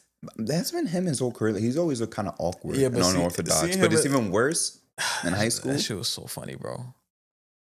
I remember Melo did it too. The McDonald's dunk. I don't remember. I don't think he won. I think Stoudemire was in that shit too, and he won that shit. Of course he did. I think Melo might have went to the final. I think Bron did. I think Bron won. Who else would fucking won? Yeah, who else would have won? I think Zion might have won too, but it wasn't McDonald's. It was fucking Powerade dunk contest. Like I do wish we would see Zion do it once. I want to see Shaden Sharp do it. Yeah, and he's not even no all-star. And he's not even an all-star. Let him do it. Yeah, I would love to see Shaden Sharp do it. Let Obi Toppin do it. Hey, he's on the trade market. The so-called most improved player, front runner that was supposed to be great because he left the Knicks. He's already on the trade market. What do you think was the worst? He's fucking buns. What do you think was the worst dunk contest in our lifetime? Oh, I'll say moment or like the entire contest. I don't know the year, but the one where Cole Anthony came out with the Timbs. I knew you was gonna say that. That was 2022. I think so. I think that was when it was in Cleveland. Came out with the Timbs, bro. That was the one where Obi Toppin won. I was gonna say the one with Jericho Sims, and he had that fucking paper. All right, bro. All right, chill with Jericho Sims, and also wasn't that same one too where Jalen Green had the That was so awkward, bro. Fuck, what's it called? That they're not popular anymore. He did the fucking NFT dunk. NFT. There we go. The NFTs. I remember that. Yo, shit. NFTs fell off. Yeah, he did the NFT dunk. Yeah, that's the worst dunk contest I've seen. Wait, was that 2021? I think it was 22. I could be wrong.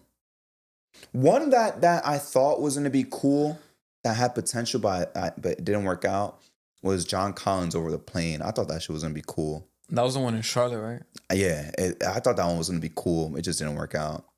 Like he hit part of the plane and like it broke Decent off. dunk contest was 18 when Donovan Mitchell. Donovan Mitchell shit was tough. Because I remember we was at Eric's house watching that shit. Hamidou Diallo shit was tough too. His shit was tough. I haven't heard that name in a while. Like, I don't know where the fuck he at. I remember him at Kentucky. I thought he was gonna be amazing. I ain't gonna lie. His dunk contest was great. Donovan Mitchell shit was great. Like just individual performances. Dennis Smith Jr. was cooking. I'll never forget when Aaron Gordon lost.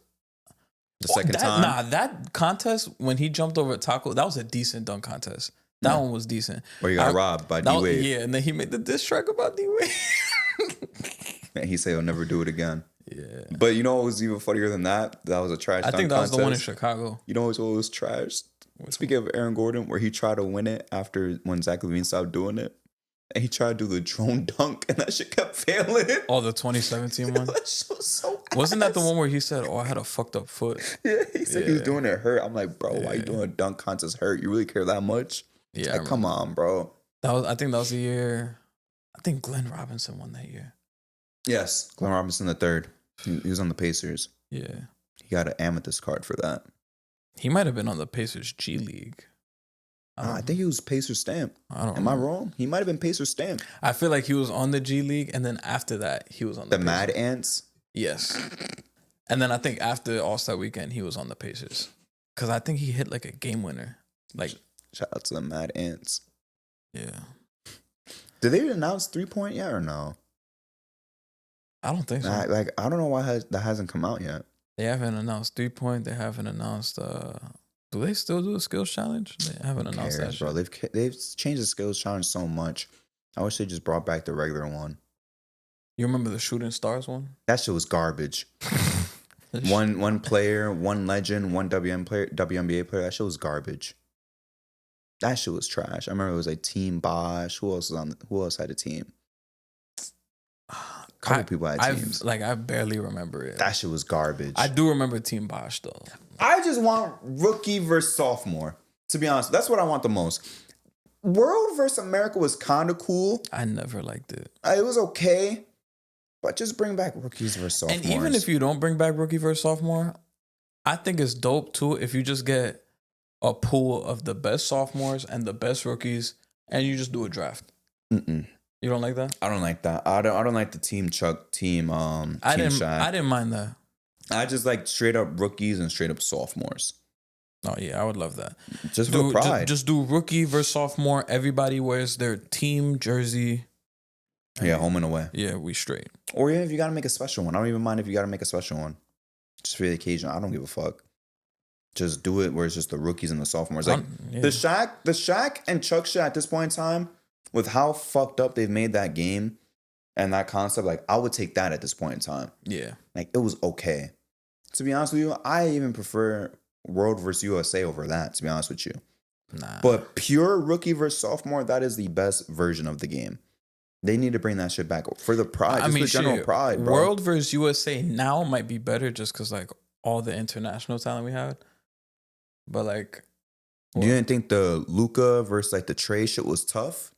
Yeah, but that was way late. They had a lot of international niggas then, bro. They started doing it in 2015. I'm like, all right, they kind of did it too early. All right, that shit was trash. But by the time Luka and all them came in, that shit was tough. Yeah, like, and then if they by that point in time, once they had all the international dudes, they took it away. Yeah, if you was to keep that shit, you should keep it now. Because now it's like, you got Wemby, you got all these, like... Zach, Alex Sarr, like, all these motherfuckers coming in. It'd just be fucking Team France at this point. Might as well just do France Koulibaly versus USA versus the rest of the world.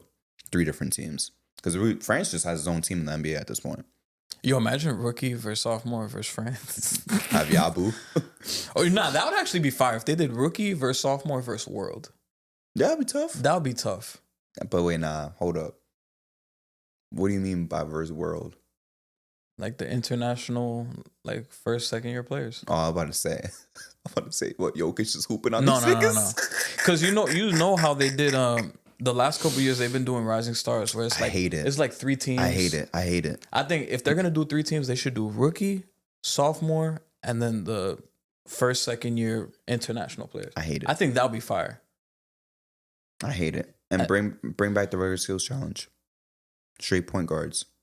It was okay when they first started introducing bigs like Porzingis and Cat and all these things. It was gimmicky, but it was cool. Bring back just regular point guards and the regular skills challenge shit. That shit used to mean something when there was the guards out there. Like when I remember, and they had the real stars. It would be CP, Steve Nash versus D. Will versus Steve Nash versus Curry. They had the real stars. Tony in that Parker shit. used to be out there. Yeah, I remember that shit. But at this point in time, it'll probably be like Anthony Simons. No disrespect to it, probably like Anthony Simons versus Derek White versus Malcolm Brogdon. Like that's probably who like the way All-Star weekends be. Sometimes it feels like it's like Nick Batum, Robert Covington, and let's throw fucking Ish Smith out there. Like, what's Wesley Matthews doing nowadays? There was one year where they had Robert Covington doing that shit. But that's different. That's because it was the HBCU. That was the HBCU thing. Yeah. If it was anything, if it was just for regular, he would not have been there. They really flew him out just to do that shit though. He was first day of Black History Month. Yeah, he was on. I was gonna say that for later, but yeah, but they gotta fix the weekend, bro. It's too much. Adam Silver to transition is focused on fixing all this other bullshit. Yeah. Instead of the shit that matters. Instead of fixing the quarters, like the quarters and make it 10-minute quarters, have games start on time instead of 15, 30 minutes late. Instead of focusing on making games 10-minute quarters, fix All-Star Weekend. You feel me? Fix all this other shit. Fix the CBA. Fix this apron bullshit. Who cares about 10 minutes? We don't want 10-minute quarters. We don't want that shit. What is 10-minute quarters? If anything, because me and Eric was talking about this yesterday, because we were talking about NFL versus NBA. And I'm like, oh God.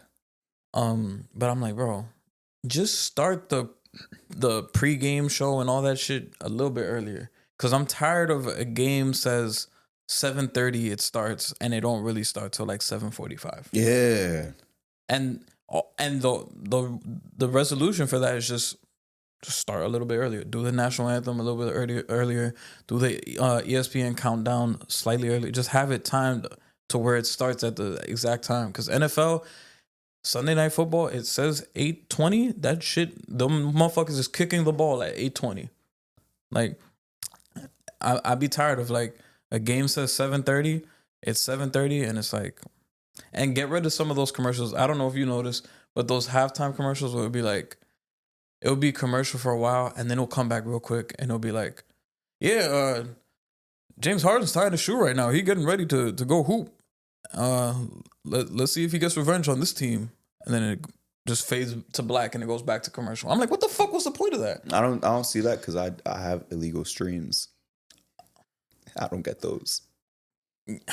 I see the actual halftime show, like Red Panda with the plates on her face on the unicycle. I mean, yeah.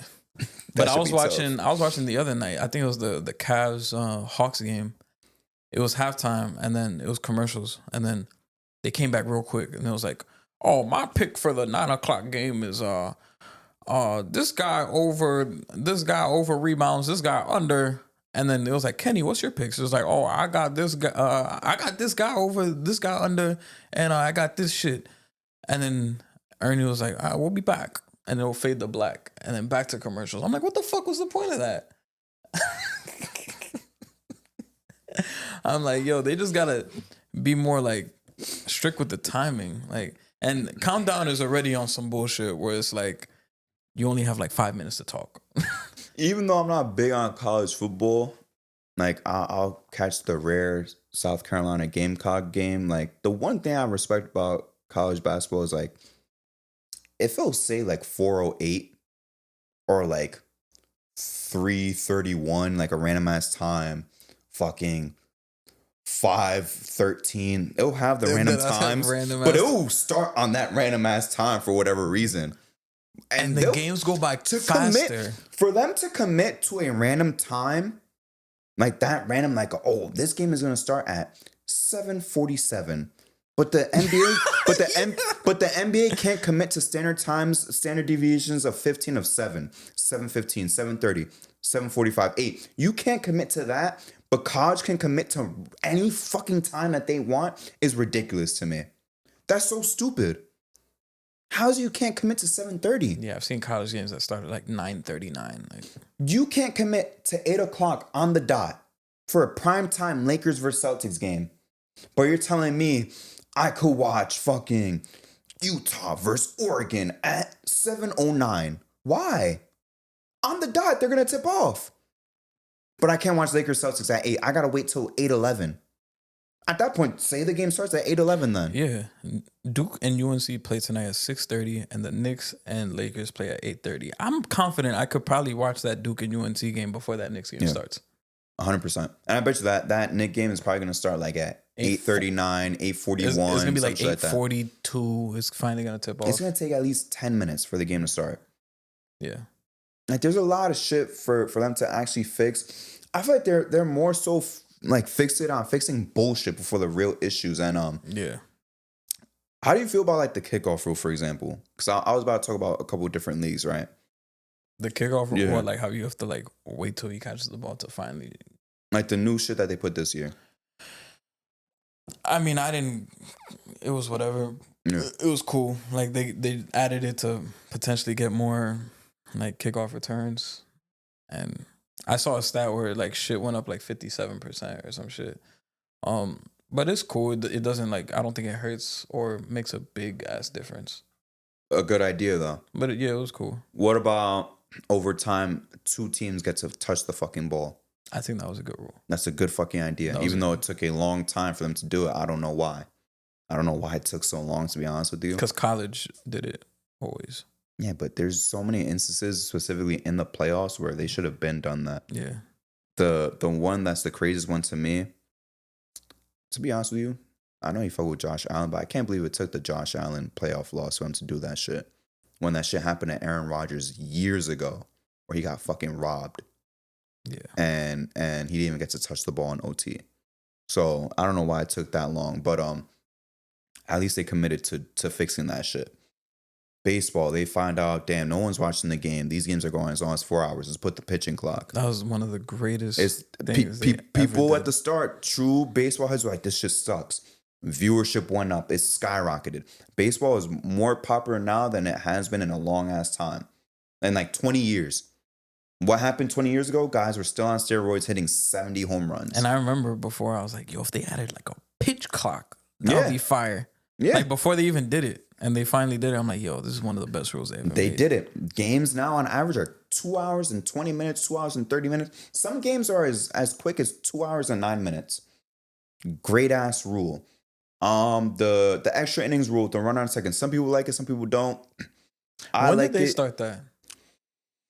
2021 was the first year, I think. Because I remember seeing that shit in the playoffs. So I'm like, what the fuck is that? It's not in the playoffs. Oh, it's not in the playoffs? It's never been in the playoffs. It's only for the regular season because they do it in the regular season to preserve the guy's arms. Because, you go straight into the bullpen. If that game goes 15 innings, you got to go through mad fucking pitchers. And then the next day, you got no pitchers. So you're really preserving dude's arms. But it's never in the playoffs. Playoffs is a whole different game. But I think it started 2020 or 2021 was the first year they did it. I like it because, yeah, I mean, I guess you're getting rid of the traditionalism and you're taking away the suspense, but it's like you're saving your dudes' arms, right? So I think that was a good idea. Boom. Good ideas, NFL, good ideas from MLB. You took something practical. You took a real viable issue. The MLB has some real issues. The NFL has some other real issues that they still have to solve, but they took main issues and they solved it. Adam Silver has real fucking issues to deal with, whether it's too much high 3-point volume, low viewership, All-Star game sucks, whole All-Star weekend sucks, but he's too worried about, let's tweak the All-Star game. Okay, I don't like East versus West. Let's do team captains. I don't like team captains anymore. Let's do like 3 teams and let's do whoever wins the Rising Star Challenge and let's do like a tournament thing. I don't like the skills challenge no more. Let's do this other random bullshit. What are we changing all this bullshit for? 12-minute quarters, who cares? Let's look into doing 10. Why? Division winners, who cares? The Blazers one time got a top 3 seed that was undeserved. Every other year, the division winners would have been a top 3 seed anyways, but this one year it didn't work out. Let's get rid of division winners. He's more fixated on fixing bullshit that doesn't matter. That doesn't have to be fixed. But the real issues, like this second apron, it's fucking teams fucking up. Crazy. It is fucking teams up the ass. Badly. It is ruining the league. This is a real issue. These teams taking too many threes is a real issue. This lack of defense is a real issue. The All-Star game being trashed, the All-Star weekend being trashed is a real issue. And you're not looking into fixing any of that. You're thinking more about 10-minute quarters.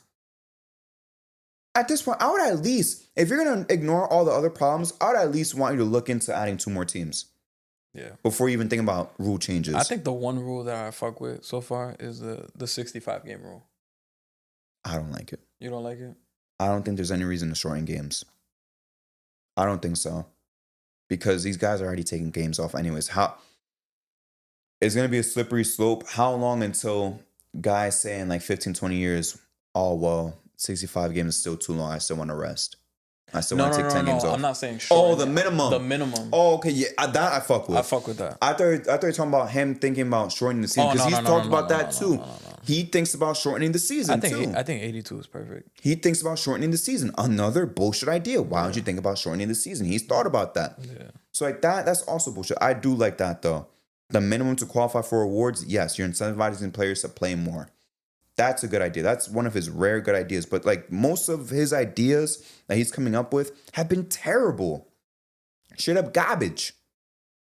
This 10-minute shit, like when I saw it, and like when I heard Jeff Teague talk about it too, on 520 yesterday. What is that gonna fix, bro? Like, huh? What is that gonna fix? Yeah, he literally says like, how does that fix anything? It's like if anything, it's gonna fuck everything up. And it's like there's way more issues for you to fix anyways. Like, even if you were to hypothetically make it 10 minutes, that still doesn't change the fact that if you say 7:30 and you're starting at 7:40 still, it's gonna be the same problem.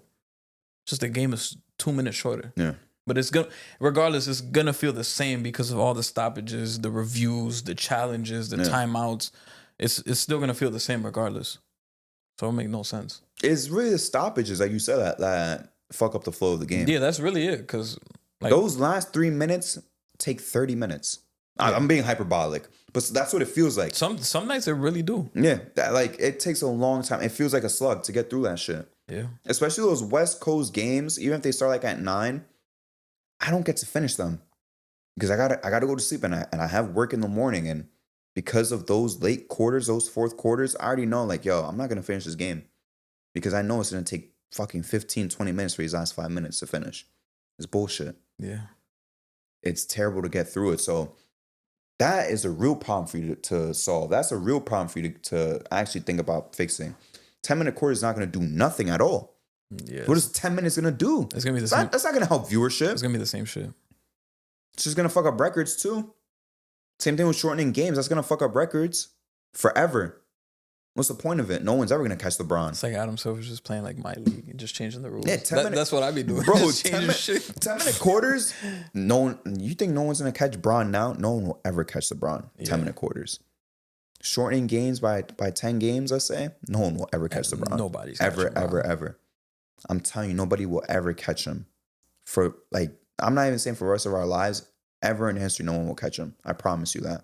If he makes any of these changes. Yeah. Keep it at 82. Keep it at 12, a quarter. Yeah. I do like the 65 game minimum rule. I fuck with the All-NBA, just being positionless. I fuck with that. That was good. Same with All-Star. Yeah, same with All-Star. I think the 65 game rule doesn't apply to Rookie of the Year, All Rookie Team. And I think that's it. Yeah. But everything else it applies to. But yeah, that's all the things I fuck with. But everything else is like 10-minute quarters not gonna do shit, bro. College basketball is 20-minute halves, 40 minutes, and that shit still like goes by because there isn't as much stoppages. And that's what makes college different from NBA. Like, what the fuck? Oh shit! I gotta call her back. I'm gonna have to call her back, yo. But continue. Nah, yeah, but it's not in college basketball. It just goes by a lot faster because there's not as much stoppages in the game. Like you might have your occasional like, who did the ball go off last? And even then they do it pretty quick. There's no coach's challenge like in college. They don't have there's rarely, they do have flagrant fouls and shit, but it's very rare where they're like, we're gonna review to see if we're gonna upgrade this to a flagrant 1 to a flagrant 2, like we see in the NBA. Yeah. Like you see that shit happen all the time.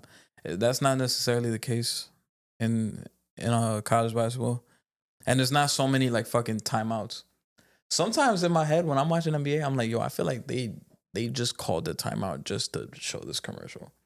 Like NBA, like college basketball, like yeah, coach will call a timeout like very early because like this team, like your team came out flat.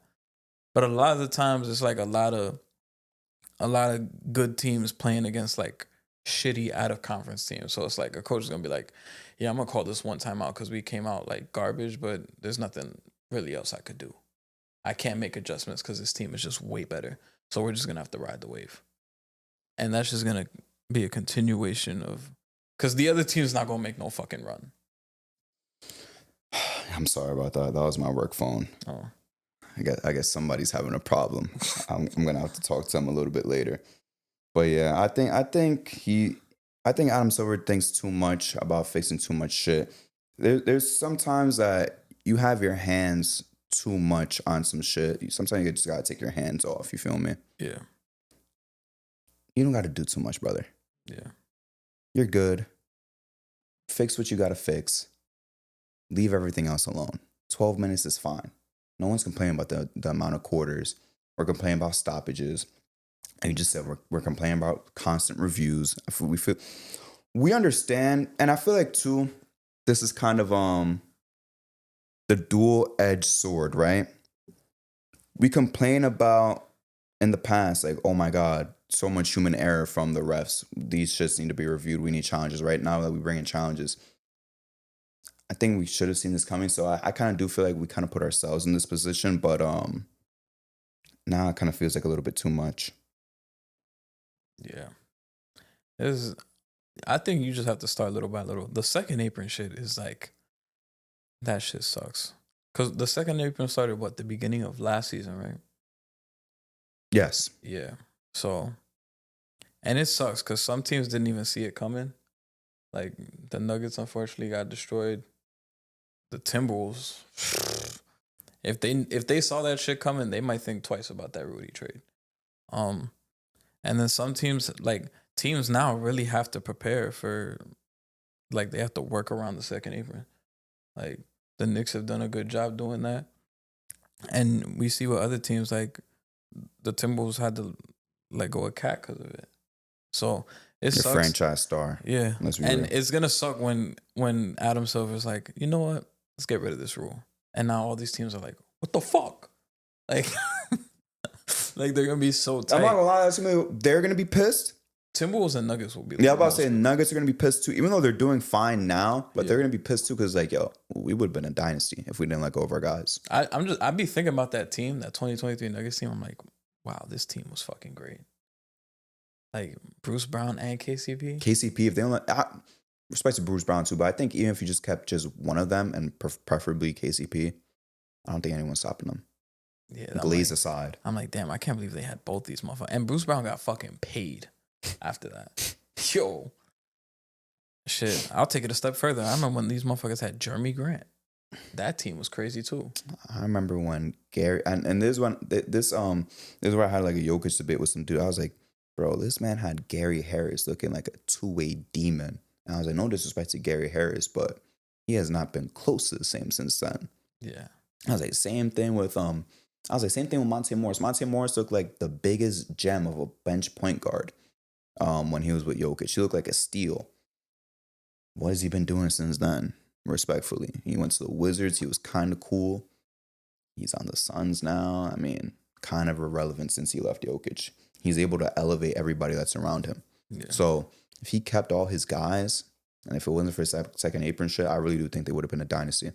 Yeah. So it kind of does feel like you do have to wait a little bit of a while. But even then, if you wait a little bit of a while, because it's like a sunken cost fallacy, like if you don't cut your ties down, you wait a little bit longer. Because if you cut it now, like you said, the T-Wolves would be pissed, the Nuggets are pissed, like, fuck, well, we already lost our guys. But if you wait till longer, let's say like OKC, for example, right? They're going to suffer from it eventually, even though they're going to keep restocking their guys, right? Like teams that are going to suffer from it later, if you cut it later, then those teams that suffer, they're going to be like, yo, what the fuck? Now you're getting rid of it. So it's like no matter what, when you cut it off, you're screwing somebody over. Yeah. You just going to have to be able to handle that situation. With All-Star Weekend, I feel like you don't really have to think too much. What I would do, even though some people probably won't care, I would throw like a little like All-Star Weekend like halftime show. Like get some artists in there, have some music for the halftime. I feel like that would be dope. Especially like around that time, I'll never forget when Gunna dropped DS Forever, and I think they had him in All-Star Weekend. They kind of did some version of that, but kind of do like a mini like not on the Super Bowl level, but like some like miniature version of that. Cause I remember that motherfucker outsold The Weeknd that year, and he was at the fucking top. So I would capitalize on shit like that, especially the NBA. You know, majority of the fans are fucking hip hop fans, so I would just do that. The All-Star, I would just keep it East versus West. Like, don't complicate it. Even KD said it. He said, "Bring back East versus West." East versus West. He just said it recently. Have a little halftime show with a hip hop artist, and you know the stars is out, bro. The stars love the NBA. The stars love especially the rap stars. They gonna be out. So put some hip hop stars. You gonna see every famous actor, rapper, like comedian. They all gonna be courtside. People hate the NFL for showing Taylor Swift, but shit, they get views up. Yeah. All-Star Weekend, the Taylor cam. If fucking Megan Fox is sitting courtside, you throw the camera on her. Like, you do what you got to do. It's not gonna be her, bro. It's gonna be Ice Spice. Yeah, if she's sitting courtside, that's what you want to do. Like, just put the camera on her. You gonna see fucking Steph Curry jacking up a bunch of threes. I don't know why I said Steph. It would be Jordan Poole, bro. Yeah, Put respect on Steph's name, bro. That's a married man. Yeah, but Jordan Poole not making no All-Star. Hey man, he said he does. He said he has a case. Say he deserves to be an All-Star. Nah, he is playing better this year. He deserves it more than Trae Young. I was looking at his stats the other day, yo. He's actually playing a lot better, bro. Than Trae Young? He's playing good, bro. Than Trae Young. I think I might put that nigga over Trae Young. They would call me a madman. But dunk contest, I don't know what the fuck you could do. I'll be like, fuck it, we're a $1 billion company. Dunk contest winner gets $2 million. Fuck it. Like, we just gonna do it. Let's see how many motherfuckers want to do it. Wow. I mean, hey man, you had dudes like Josh Hart going ham in the end season for that bread. $2 mil? Even more money? I think some dudes will come out. Pause. Who do you think would be like, oh hell yeah, I'm doing that? Shaden Sharp. I would do it. I'm like, bro, we make mad bread. I think, I'm not gonna lie, even though he makes mad bread, John Morant will still do it. $2 million? John Morant said, if y'all pay me $1 million, I'll do it. But winner though, you're saying winner. No, yeah, I'm saying winner. I'm not saying here just to do it. But he's saying just to do it $1 million. No, I'm saying but $2 million for the winner. He's probably saying you got to give me $1 million to do it. Nah, all right. If you come in like that, I'll bet fuck out of here. We'll find somebody else. We'll find somebody else. Shaden Sharp will do it. Shaden Sharp. Who else? Shaden Sharp. Trying to think. But with that format, the $2 million to do it, we're only getting NBA. We're not getting niggas from the G League. I'm trying to think I'm trying to think decent, like borderline, like let me not say borderline, but like close. Could be All-Star talent soon, maybe soon. Decent starters. You don't think Ant-Man would do it? For $2 million? I think he would do it. Maybe. You gotta pay his baby moms. You gotta buy them diapers, nigga. Fuck. I feel like Ant-Man would do it. Shaden Sharp, I think, would do it. I'm trying to think who else. Ant-Man, Shaden Sharp. I think Jaylen Brown will come back. I got no problem with that. You think Zach LaVine will fuck around and come back? Nah, he make a lot. He's done with that. Like, I'm not saying that as like a derogatory way, like as if that's below him, but it's just like he's evolved his image in like the past 10 years. Like that dunk contest, that was 9 years ago. he's evolved as a hooper. The best dunk contest I've ever seen. Even though he's put on the best dunk contest performance of all time, or unless you want to say it was Aaron Gordon, that same one, whatever, 1A, 1B. But he's revolutionized his game, and now he's legitimately an all-star talent that doesn't revolve his game around dunking. So he doesn't need that anymore, even if it is $2 million. Jaylen Brown, Shaden Sharp. You said Ant-Man. We just need one more name. Just a decent name too. Trying to think of like these young motherfuckers. Just straight. Ah! I'm trying to think of like non-G League guys because I was about to say, nigga, wait a second. Either one of the twins. Yes. Either one of the. Hold on. Take out Jaylen Brown. Put both twins. Have them compete against each other. That'll be tough. That'll be the first time twins compete against each other in any contest. 100%. I'm very confident that because the Morris twins ain't do shit against each other. Lopez twins ain't do shit against each other. Hey, twins in the dunk contest, that'll be a lot of money. So the twins, Thompson twins, Shaden Sharp, and Ant-Man. That'll be a banger, bro. That would draw money. I could see on me, that would draw money. I could see a Man Thompson doing a dunk where like somebody lobs it and he smacks both backboards and just catches it, dunks it. I don't know why I could just see that. You think they would use each other, Paul, as the Thompson twins for their dunks? Maybe. I wonder what they would do, bro. I could see one where he does like doing Thompson. Yo, low key, even though it's only 4 people, I wish Cam Whitmore would fit there somewhere, but he can't. I would have loved to see prime Andrew Wiggins in the dunk contest too. You remember when he did that 720 dunk and the video cut off before he made it? Yes, that shit was crazy. Yo, that shit looked crazy. That really didn't even look crazy. He's like, yo, he looked like Superman. You know who he looked? Nah, fuck Superman. You know who he looked like? He looked like Red Tornado. He did look like Red Tornado in Young Justice. Nah, yeah, that would be fine. So that would be my thing. I'll be like $2 million for the dunk contest winner, not for you to participate, for winner. That will, and I'm saying NBA guys only. Sorry, G Leaguers. Sorry, Mac McClung. We're trying to get the NBA guys because that's the main complaint. Stars don't want to do it. I'm like, all right, so we're gonna throw $2 million in the pot. Fuck it. 3-point contest. I feel like 3-point contest doesn't really need shit. Just get 3-point contest is already more lit than dunk contest. Only shit I would do is like, do they still have that 4-point ball? I get rid of that shit. I don't mind it. I get rid of it. I don't care. Get rid of it. Leave it traditional. Rising star, it'll just be rookie versus sophomore, or we could do rookie, sophomore, world, and we could do like a little. Unless you want to get real freaky and do rookie, sophomore, Pause, bro. We could do rookie, sophomore, world, and G League. You could do that too and have like a tournament. I wouldn't mind that either. You don't have to use that word though, bro. Yeah. Just get the top G League guys. I wouldn't mind that as well. So the perfect All-Star weekend would be, we already fixed the roster, putting us a bonus. Rising stars, guards. Huh? I mean, skills challenge, guards. Straight guards. All-star level guards too. How many guards was there back then? 5 or 6? I feel like it was like 5 or 6. Who would it be? All right, so we'll put in LaMelo. Do LaMelo. Brunson. Maxey would be tough. LaMelo, Brunson, Maxey, Fox, Shea. Curry's done it already. Curry's too old. Yeah. It's got to be like younger guys, younger stars. Would you put Halliburton? Yeah, I mean, he fits that mold, but he's not in it this year. Like, he's not even close to All-Star. You feel me? Oh, so it has to be like motherfuckers. I think it really was only All-Stars at the time, too, or am I bugging? No, because John Wall did it his rookie year. He wasn't a fucking All-Star. But at least he was there for the weekend, though. Yeah. He was there for the weekend. But if it doesn't matter, we could throw in Halliburton, you feel me? And hold on, fuck Halliburton then. Cade. Yes.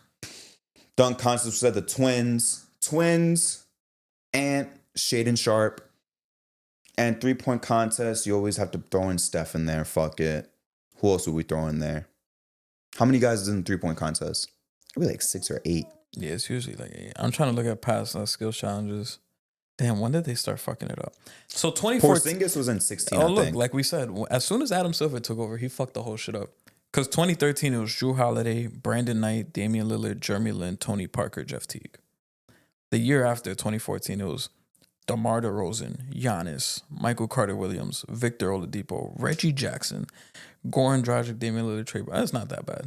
It's just Giannis was like the elephant in the room. Then the year after that, you had Patrick Beverly, Michael Carter-Williams, Robert Covington, Alfred Payton, Jeff Teague, Trey Burke, Brandon Knight, Jimmy Butler, Dennis Schroeder, Kyle Lowry. Jordan Clarkson 1 year. What the fuck are they doing? Yeah, Adam Silver fucked this shit. Hold on, Jordan Clarkson for a point in time looked like he was gonna be decent. This was 2016. Yeah, that was second year. That wasn't rookie. That was second year. Damn, they really fucked this shit up. But I'm trying to go back to the old days. Like, you had 1 year, it was LeBron, Steve Nash, Chris Paul, D Wade. LeBron did the skills challenge? 06, apparently. I did not know that. I remember when it was. Oh, really, he did it twice. It was really like Steve Nash, CP3, D Will. That's when it was 07, you had Kobe Bryant, Chris Paul, D Kobe Wade. did the skills challenge. 09, you had Devin Harris, Jameer Nelson, Tony Parker, D Rose, Mo Williams. Yeah, that's why I remember it being just straight point guards. 2010, Brandon Jennings, Steve Nash, D Rose, Darren Williams, Westbrook. That sounds amazing. 2011, you had Curry, Chris Paul, D Rose, John Wall, Westbrook. That's the one I remember the most. Yeah. 2012, you had Curry, Kyrie, Tony Parker, Rondo, John Wall, Westbrook, Darren Williams. Wow. Yeah. And then we had to bring in Porzingis. We had to bring in Cat. As soon as we Adam had to Silver bring in. stepped We had to in. bring in Bam. Yeah. Look at me. The league's positionless now. Like, we don't have to do all that shit, bro. That's a little too much. Yeah. We're doing and too it, much. It makes for a sloppier product. Because you see them motherfuckers going slow as fuck. They can't make a pass through the thing. They struggle to And make then the three. We got to wait for fucking Bam Adebayo to hit a fucking 3-pointer. Hey, man. Blame Adam Silver. I can't wait till we get a new commissioner, but that's not going to be for a long time. It's going to be a minute. Because you have to retire or die, basically. Yeah. Because David Stern retired. David Stern did it for what, 30 Yeah, 30 years. From 84 was his first year. To 13. Well, Adam Silver took over February 2014. That's when because they did like an inauguration for him. 30 years, bro. And then Larry O'Brien, I forgot how long he was. Basically, well, I don't remember how long until 83, basically. 30 years, bro. Yeah, basically. So we got to wait till, what, 2044? I hope not. And I'm not hoping anything bad happens to him, by the way, but I hope not. I hope he retires before that. And the next commissioner, would it be Mark Tatum? Or would I think so. I think it would directly be him because he's like the VP to him, and Adam Silver was the VP to. Yeah, because I remember second round Adam Silver used to announce the draft. He do the second round. Yeah. Mark Tatum is a student of Adam Silver, so it'll probably just be the same bullshit. Yeah. All-Star is cooked, Justin. Let's get into some of the smaller news, though. We could go over to the dumpster fire. That's the Heat. Jimmy Butler's teammates hate him. Hayward Highsmith is going to start over him, so he threw a tantrum, left, got suspended indefinitely. Terry Rozier was investigated for supposed gambling issues, but he was cleared. He was cleared though, so he's good on that. We don't really gotta attack him for that, but that shit was kind of funny. He was cleared though. But when it came out, that shit was funny though. That was funny. And shout out to Isaiah Stewart for crashing out the Pacers. Yeah, that was OD. That shit was funny. That shit was good. I would love to have him on the Knicks though. Yo, that's what we need, bro. We need somebody that's willing to start a fight. Yeah. Just to put that. That's why I like Julius Randle, but I wish that competitive fire was in another player. You need a guy who's willing to get ejected, but you can't have it be one of your three best players. Yeah. And Randle was our second best player that was getting ejected or getting into these altercations. Have it be like your 6th, 7th, 8th best guy. And that's what he is. I would love to have Isaiah Stewart on the Knicks, bro. Just have a little throwback to the old days. Like a motherfucker who's not afraid to start fucking bleeding, bro.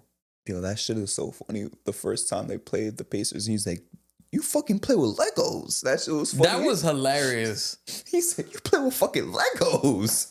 That shit was so funny. And all Miles Turner could do was laugh. I feel like, bro, in 10 years, when dudes start doing podcasts from this era, They're gonna be talking about Isaiah Stewart trash talking. I think, And it's funny he's gonna be this era's Draymond. It's funny because he ran in there to say that. Yeah, he like ran from the other side. He's like, "You play with Legos." Like he was waiting to get that shit off, which I love too, because like, and he's not scared of James Johnson. Everyone's scared of James Johnson except him.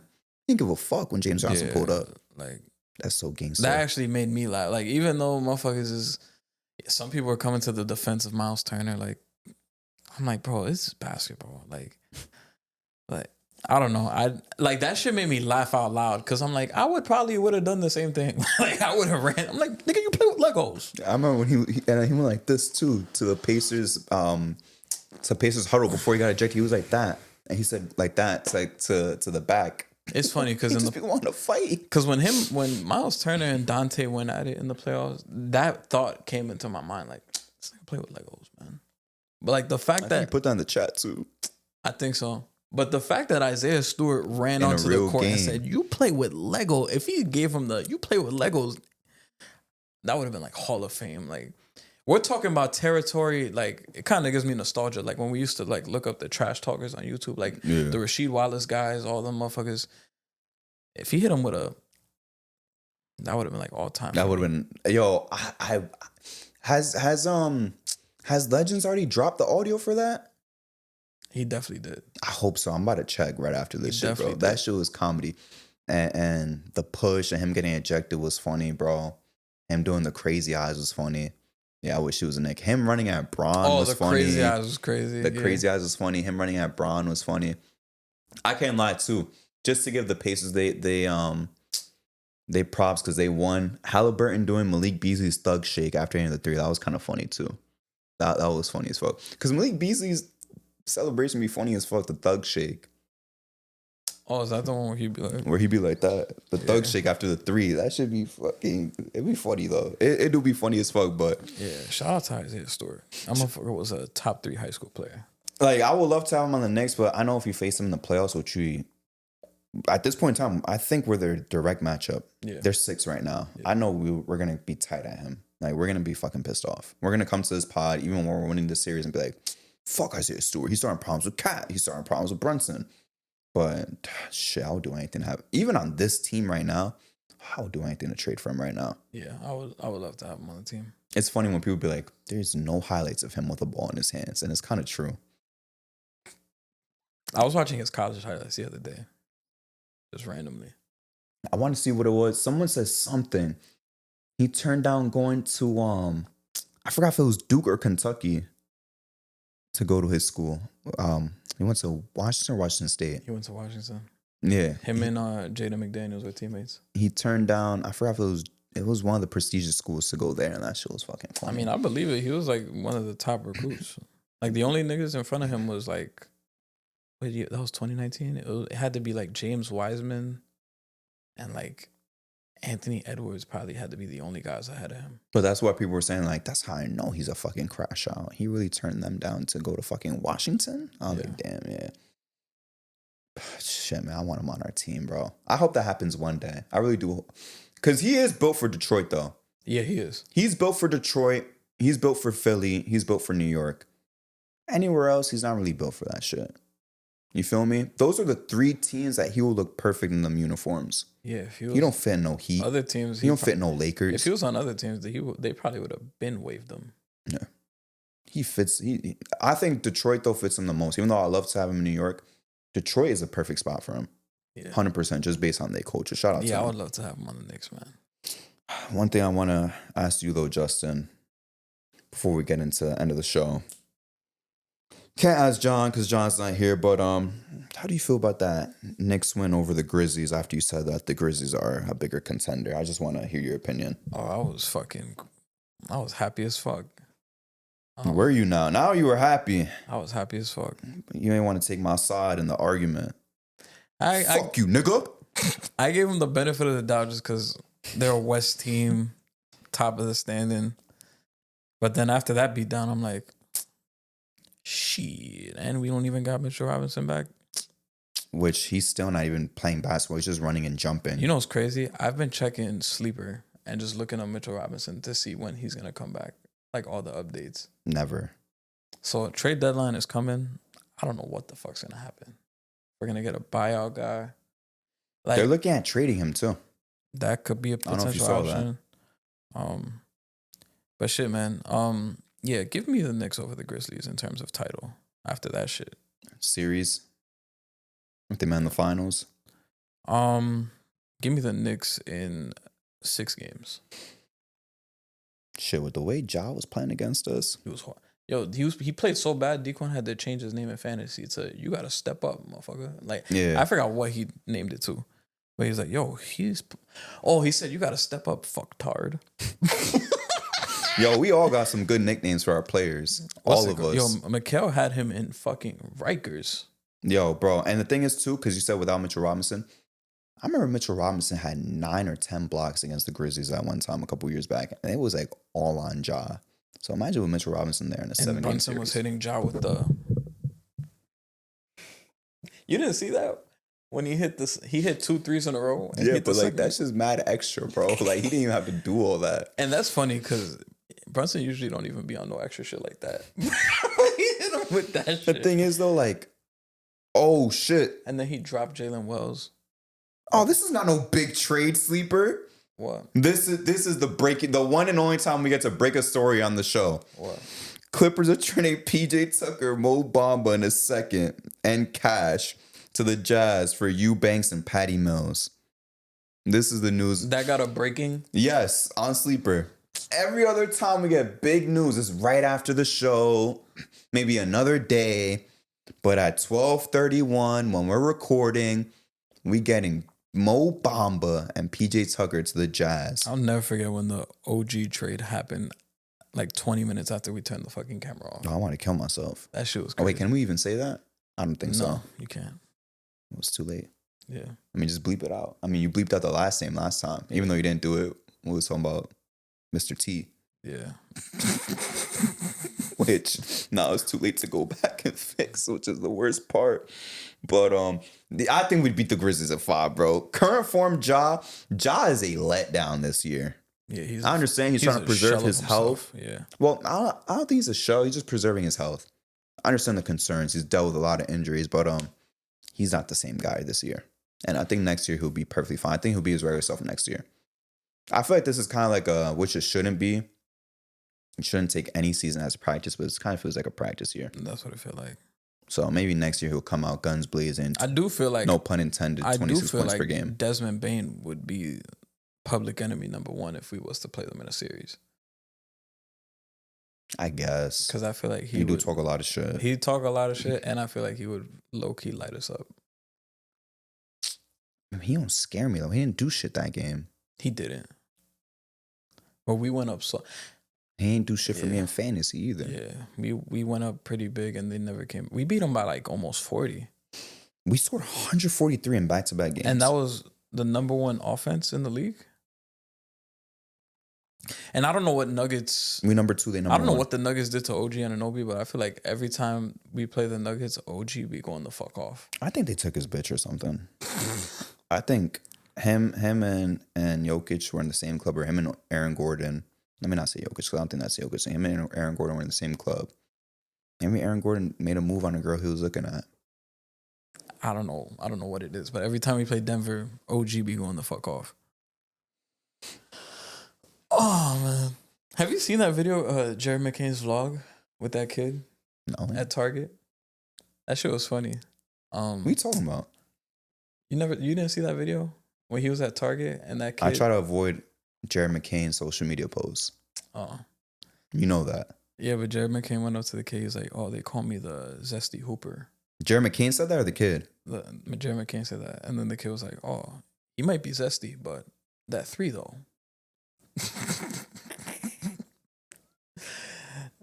I don't know. What the fuck was the joke? It's because I was watching the vlog yesterday and it was funny. But that was like the clip that went viral. Like that specific part. That part wasn't that funny, but like... So Jared McCain called himself zesty and the kid said, but that 3 though. Yeah, because he was like, what did he say? He was like, oh, they call me the zesty hooper.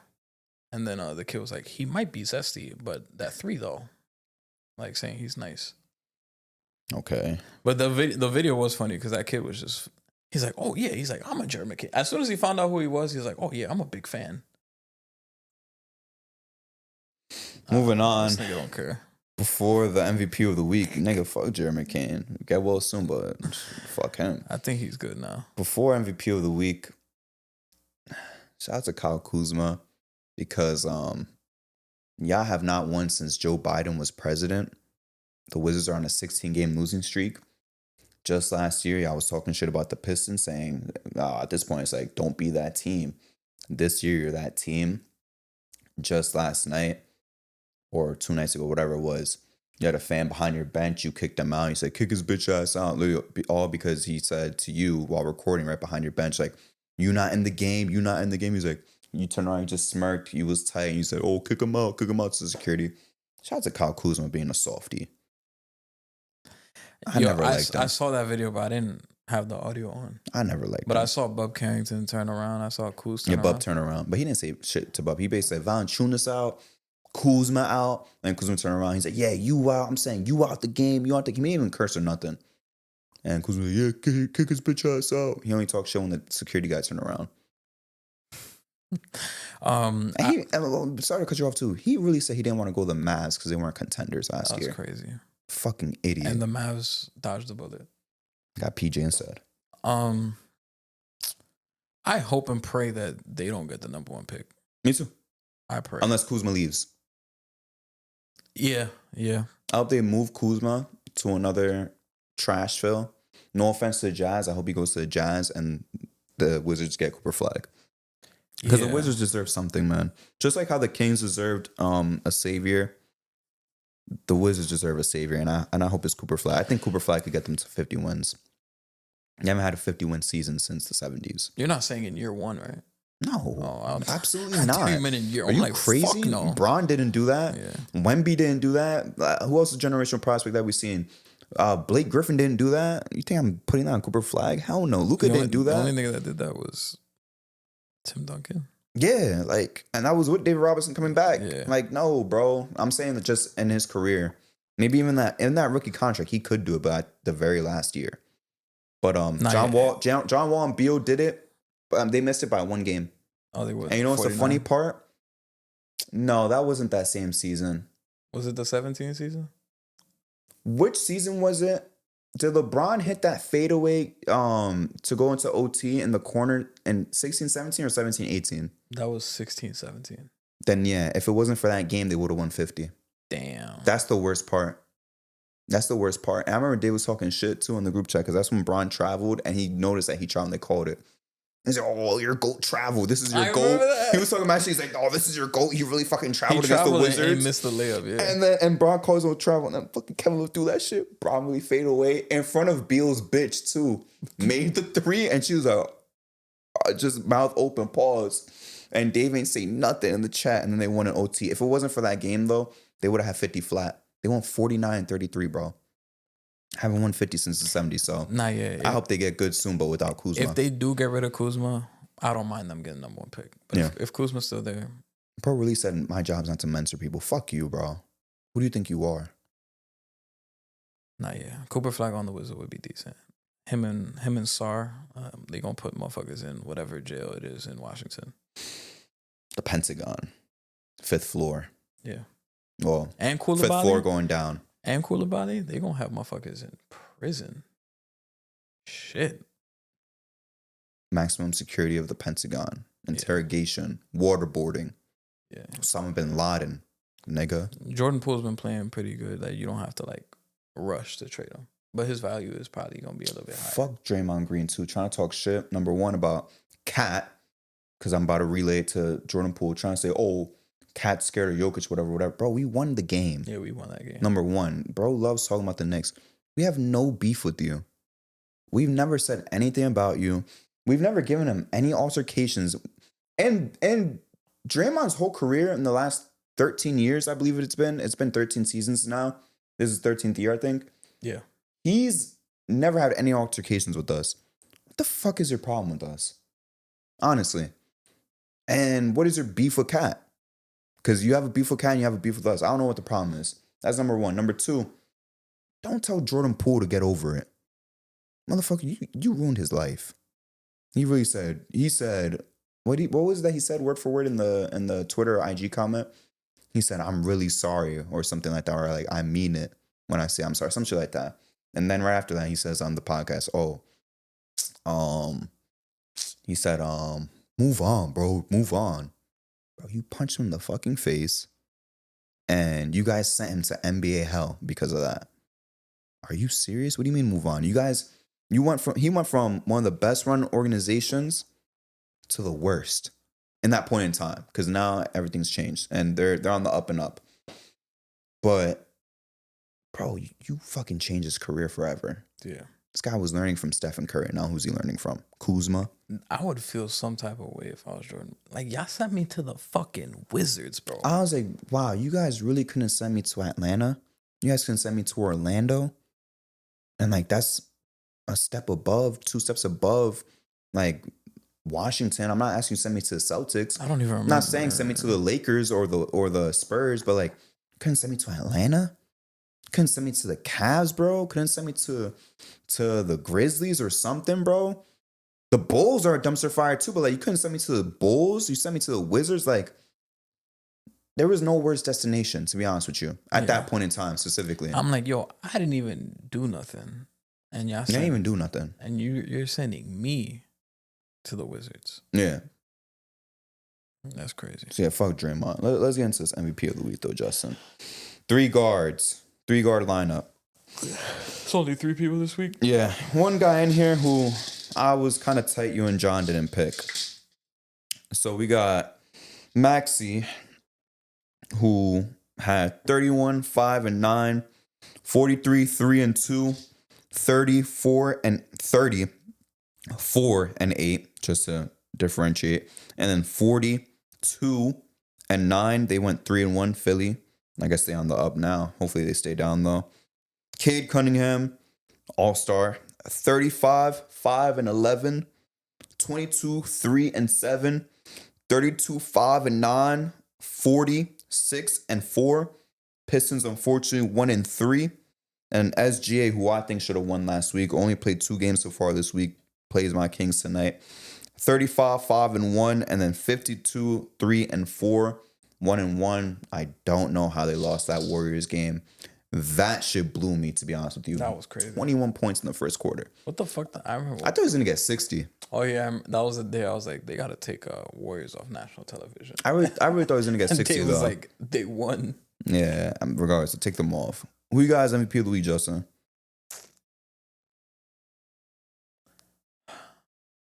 I kind of want to go Tyrese Maxey. Oh, my God. I won't even question it, bro. We hauling my nigga SGA, but that's fine. We'll go with Tyrese Maxey. Shout out to Tyrese Maxey. To be 3 and 1. MVP of the week. I mean, Shea didn't even get the chance to be 3 and 1. He even played 3 games. Yeah, but Yabusele's your second best player right now. Let me tell you the homeless guy story before I ask you about football. I'm driving, right, in New York. I see, obviously for work. Because for concerts, I told Justin I was going to tell him the story on the show. Because I said, I already told you guys too, right? Like, I think I saw a dead body in New York. So I was like, it can't get worse than that. Because I was like, would it be inappropriate to say on the show? Justin was like, I mean, does it involve dead bodies? I was like, yeah, you got a point. I already said I saw a dead body, I'm pretty sure. Oh, and by the way, another side story too. I saw a raccoon just walking down the street in New York, broad daylight. Nobody reacted. Everyone was just minding their own business, walking past him. He was just walking down the street like nothing. Nobody gave a fuck. Like through a crowd of people? No, like he was like on the street. But if I had to say like where he was like on the bike path next to the sidewalk and like nobody cared. You know what's funny? When you said walking down the street, I did imagine like Rocket Raccoon like walking down the Fuck street. Rocket Raccoon. That nigga sucks in Rivals, by the way. But he was just calmly walking down the street and no one reacted, no one pointed at it, nobody jumped back. Everyone just walked past it. And he was just walking down the street calmly. But I see this homeless dude right standing on the corner. And I audio message shit ASAP to D because this shit looked ridiculous. I couldn't believe my eyes. Homeless dude. He looked raggedy and everything, obviously. Feel bad for him, of course. He's standing on the corner. I think I'm on Broadway and 158th. So it's not even a bad part of the city. just regular part of the city. I'm in the Heights. Borderline Heights, borderline Harlem. And this woman walks past with her daughter. She's probably like 6. I think school had just let out. And she sees this homeless guy on the corner. He stretches out his arms, rolls his eyes to the back of his head. Justin, no funny shit. This nigga did the cane taunt. This nigga went like this. He paused, and then he went like that. He slammed down just like Kane. And then he just walked away, and I just drove past. I just drove away. I was like, the fuck was that for? Like, I don't know what it was. I swear on everything. On my mom, bro. He like pretended he was Kane for like 3 seconds and walked away. And like I audio messaged you, I was like, I don't know what the fuck he was doing. Like he dead ass thought he was Kane for like a good 5-10 seconds and just walked away. Like he stood on the corner facing the street. He just went like that. Boom. And turned around and just walked down the block. I was like, what was the point of that?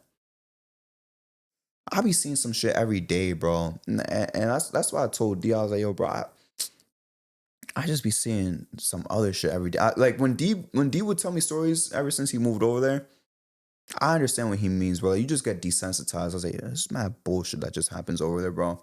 Like and it just leads you to crash out sometimes too. Like when I crashed out when I was in Brooklyn, that I also told I told my mom that I was driving. And there's the last story I'm gonna tell before I ask you some football shit. I was driving and I was on a green light behind someone. Some shit just turned green. I hear beep beep beep beep beep beep beep beep beep beep. Like not even half a second goes by. I'm like, all right, he not honking at me. He honking at the dude in front of me, whatever. I was like, not unnecessary though. It just turned green, whatever. That car goes straight. I turn right. The guy behind me turns right too. It's a red. I'm not on my phone. I'm not listening to music. I'm literally just waiting for a light to change. Shit turns green. Right when it turns green. Doesn't even give me a chance to get off the brake. I didn't even get to lift my foot off the brake. Beep, beep, beep, beep, beep, beep, beep. Beeps like 8 times. Yo, I put my shit in park. I got out the fucking car. It was like this older Jewish guy, probably like late 40s, early 50s. And I literally started pointing at him. I said, bro, that shit just turned fucking green. I said, if you do that shit again, I'm gonna beat the shit out of you. And then he was just behind the car. He's like, like I didn't know he was talking to me. Like the windows were up. He was like this. I was fucking pissed because I was like, bro, you didn't even give me the chance to move. If I was on my phone, if I'm looking at my phone or I'm touching on the radio, I won't do anything. I'm like, oh shit, it's my fault. And I'll start driving. I was really just like, I'm locked in. You didn't even give me the chance to take my foot off the fucking brake pedal. So I got tight. I got all. And I was like, yo, I'm going to beat the shit out of you if you do that again. So I got back in the car. Oh, I spit on his hood too. I got in the car. Damn. I got in the car. At least it wasn't the windshield. I got in the car. I waited for it to turn yellow. And then I made my turn. And I just left him at the red. Because what the fuck did you do that for? You're not in no rush that crazy where you beeping at me 9 times in half a second. That's just borderline impossible. So fuck that dude. Yeah. I would have been like, I just kept going. Nah, I had to crash out because that shit got me tight. I seen the D's chase some 16-year-old and tackle him while I was driving and arrest him. I seen some shit, bro.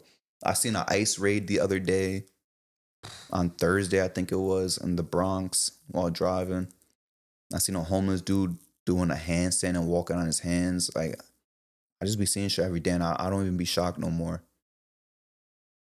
The Kane shit was crazy. The Kane shit, I think that was top 3. Like that one just caught my attention because I was like, what are you doing? He literally just went, boom, and he just walked away. That was the craziest part. He just walked away. That's like a fucking... He was just facing the street and then he walked away. That's like a fucking like a Saints Row emote when you're just walking down the street. That was really like an emote. He really just emoted and walked away. I was it's like in a bro. video game, when you're just walking down the street and a regular like NPC just does some bullshit. I don't know what the fuck he did that for. What else did I see? Oh, and when there's one dude with one leg that was in a deli, I was about to sign this dude up, have him sign the paperwork. This dude with one leg was asking for some loose cigarettes. And it was supposed to be $1. He gave him 75 cents. So the dude, he was probably like 2 years older than me. He gave him the shitty ones. He said, hey man, I want them all, bro, whatever. He said, bro, beggars can't be fucking choosers, bro. Get the fuck out of here. He said, it's $1. He said, he was like, I told you it's $1. You gave me 75 cents, bro. Be grateful I gave you something. And the dude mumbled something. He just walked out. And he saw me turn around and like smirk. Like I turned to the right and I smirked. And he saw me and then he smiled when I walked up because I was asking for his pops because I was looking for his pops to sign the shit. And then once he saw the dude left, he started laughing. He's like, "Yo," he's like, "Dude, am I wrong?" I was like, "Hey man, I can't say nothing." He's like, "But it's true though." He's like, "How the fuck you gonna short me 25 cents and then start bitching about the brand of cigarettes?" I was like, "Hey man, I'm just looking for Abdul," and I started laughing. I mean, he was speaking facts though. He was speaking facts. Justin, how you feel about the Bills being out as a resident Bills secondary team fan? I mean, can't beat the Chiefs, man. Do you blame Kincaid? I mean, that was like an obtainable ball. But do I blame him? No. I don't blame him because he was going one way and then he literally had to turn. Yeah, I don't blame him. He had to stop on a dime. I don't think the game was anybody's fault, to be honest with you. If it was anybody's fault, it's probably the play calling. Because why the fuck are we taking out James Cook when he's having a great ass game and putting in the third string running back? Yeah.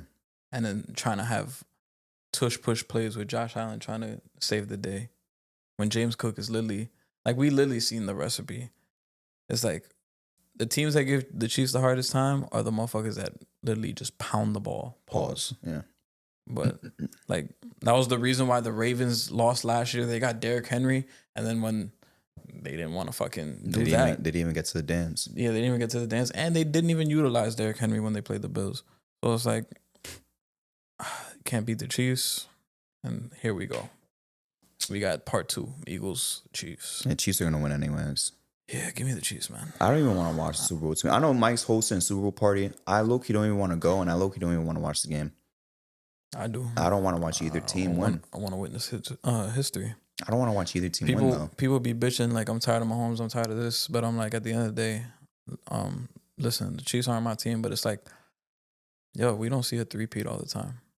So this would be like, I'm fortunate enough as a sports fan, I get to see and witness a three-peat. Because like, fuck that. Prior to this, it was what? Yankees in the early 2000s, Lakers in the early 2000s. We had the Bulls before that. We had the Houston Comets, WNBA. What else did we have before that? Soccer happens all the time. See. I can't lie. Soccer happens all the fucking time. Yeah, but like to see a three-peat, bro, it's like we almost saw it with the Heatles, almost saw it with the Warriors. We didn't get to see it. But now we never saw it with the Patriots. But now it's right there, and I'd rather see them win than the Eagles. Even though if Saquon did get one, I would be happy for him. But I wouldn't. I would rather the Chiefs win it, man. I'd rather the Chiefs win, but I don't want either of them to win. Give me the Chiefs, man. Out of the 4 teams, I really only wanted the Bills to win. I didn't want the Commanders to win. And I definitely didn't want the Eagles to win. I don't want the Chiefs to win. I really just was rooting for the Bills. Man. Even in the divisional round, I didn't want anyone to win besides the Bills. I didn't want the Rams to win. I didn't want the Ravens to win. Texans, I'm neutral on the Texans. CJ Stroud is okay. He's a little bit overrated. He's okay. You feel me? I got no negative feelings towards him, but it was really just the Bills I was rooting for. And that's it. I wasn't rooting for the Rams. I wasn't rooting for... Yeah. Rams were one of the teams I wanted to lose the most. Eric said he's going to watch the Super Bowl in the dark. He's not going to the party. He said he doesn't want to go. He's scared. If they lose. He's scared. Mike said he's going to go up to him. No, Mike said he's going to go up to his girl and be like, "You're dating a loser." Mike said that for real. But then Mike was like, fuck. Because if the Eagles win, I'm going to go up to my girl and say, "You're dating a loser." This team is ass, bro. All his teams, well, not the Knicks. All the rest of his teams is ass, bro. Nah, bro. Why would he say his plan though? He should have kept. No, that to he himself. told me his plan. He didn't say it to Eric though. Oh, I don't know if he told Eric privately, but he told me that. But Eric said he's gonna watch the game in the dark. But I told Eric, I'm like, you can't escape because I'm gonna call the group chat. Not even that. You have to go to work. You work with all these guys anyways. No, but I'm like, I'm saying Super Bowl Sunday specifically. I will be calling the group chat. Well, he doesn't have to pick up though. But I'm saying Monday, you gotta go to work. We gonna see him. You got to be in the Oh, truck. I can't wait. You got to be in the truck. You got to be in the truck. can't You got to wait. see Mike. Yeah. You got to see Kev. You got to see you. Who else does he have to see? He got to see everybody because nobody's rooting for the Eagles outside of like him and like one or two other people there. Who else is the Eagles fan there? There's this other kid you don't know. He's new. His name is Christian. He's an Eagles fan too. Who else? Octavius. I don't know who Octavius is a fan of, to be honest. He's a Steelers fan, I heard. Oh. Nah, I'm fucking around. I think it's just Eric and Christian. I don't think there might be another one, but those two are the one that come to mind. Fucking Josh Allen, bro. Yeah. He was right there. One last thing about that game, though. Be honest, you think that was a first down? That was kind of crazy, bro. I'm trying not to be biased. To this day, I've looked at it at different angles and different video clips. I don't know. Even now, I don't know. And even the two refs didn't know. Yeah. I don't know. I don't know. Because that shit happened with Des Bryant like years ago. It's tough, bro. I mean, some people say Chiefs only won because the refs. I don't think so. That James Cook touchdown was so fire, though. It was. That shot mad or he said, boom, he dunked that bitch. That shit was so gangsta. Yeah, he dunked that shit. Yeah. The Lamar fans is getting me so fucking tight, though. That I'm not gonna lie, that shit's getting me tight. Because they're, still no Super Bowl appearances and no MVPs and all this shit. It's like, bro, y'all got to the door of the dance one time. Like, relax. And y'all lost to him twice. You talking about the Lamar fans that talk shit about Josh? Yeah. Well, that's all the Lamar fans. Let's be serious. Yeah. That's all Lamar fans. And y'all lost to him twice. And y'all lost to him this year, so you can't even say that's the past. Y'all lost to him this year. So how y'all talking shit right now? Yeah. And he didn't even play bad. You can't even talk shit about. He even played bad. Yeah. Because people were saying, because me and Eric were talking, because I'm like, who's the NBA equivalent of Josh Allen? He said James Harden. No, that's Lamar. That's Lamar. Because who the fuck would Josh Allen be, NBA equivalent wise? To be honest with you, injuries aside, just saying playoff elevator who just doesn't get to the finals, I would say CP3. People call CP3 a choker. He's not. He elevates in the playoffs. He plays great in the playoffs. He just doesn't get to the finals, except obviously 2021. But he right now kind of reminds me of CP3. If you could think of someone else that elevates in the playoffs that much but doesn't get to the finals, I would have said Luka before last year. I guess that would be a great comparison, but that's kind of done up. Yeah, it's done up. Unless you want to specifically say Luka before the finals, but Yeah. I'll just say CP right now. Lamar is Harden. Is Harden. Absolutely. And before Giannis got the chip, I used to say Lamar was Giannis.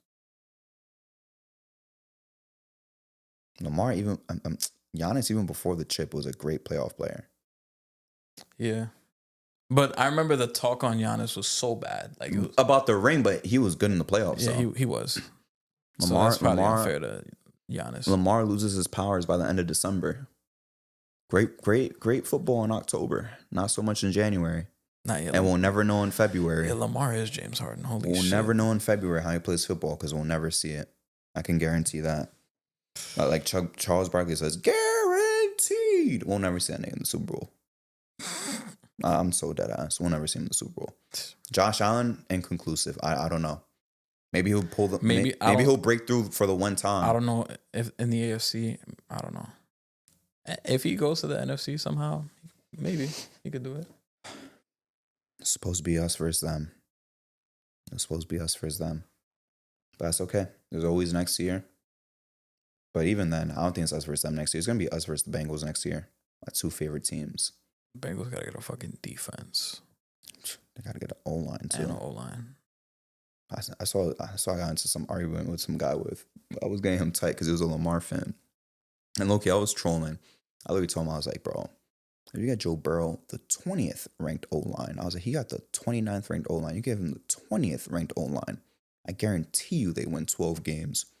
And he's like, you got Jamar Chase and Higgins, blah, blah, blah. I was like, okay. I was like, you give this nigga prime Jerry Rice, Julio Jones, Randy Moss. It don't matter if he only has half a second to throw the ball. And that nigga got tight. He was screaming at me. I was like, hey, man, you got a shitty ass O-line. No, that is facts. That nigga was so tight at me. I was like, Even bro, because when if you got half a second to throw the ball, it doesn't matter who you have in your receiver room. Because when they went to the Super Bowl, he had like one of the worst O lines. He had a half a second to throw the ball. Yeah. So, hey, get him a. They probably just need defense more than they need O line, to be honest. I think they could just straight outscore niggas, bro. If he just has an Yeah, O-line. with the talent they have.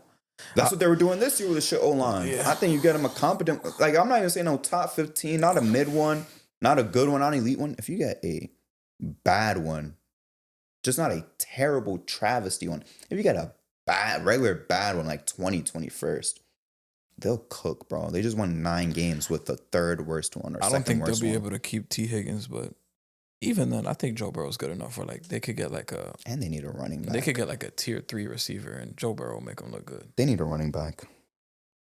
Oh yeah, who's their running back? Zach Moss. They need a running back, O-line, and defense. It was Zach Moss and was it Chase Brown? Who are they even going to draft this year? The Bengals? Yeah. I have to look. I forgot what pick they have. I think they have a top 15 pick. We getting Jack Sawyer.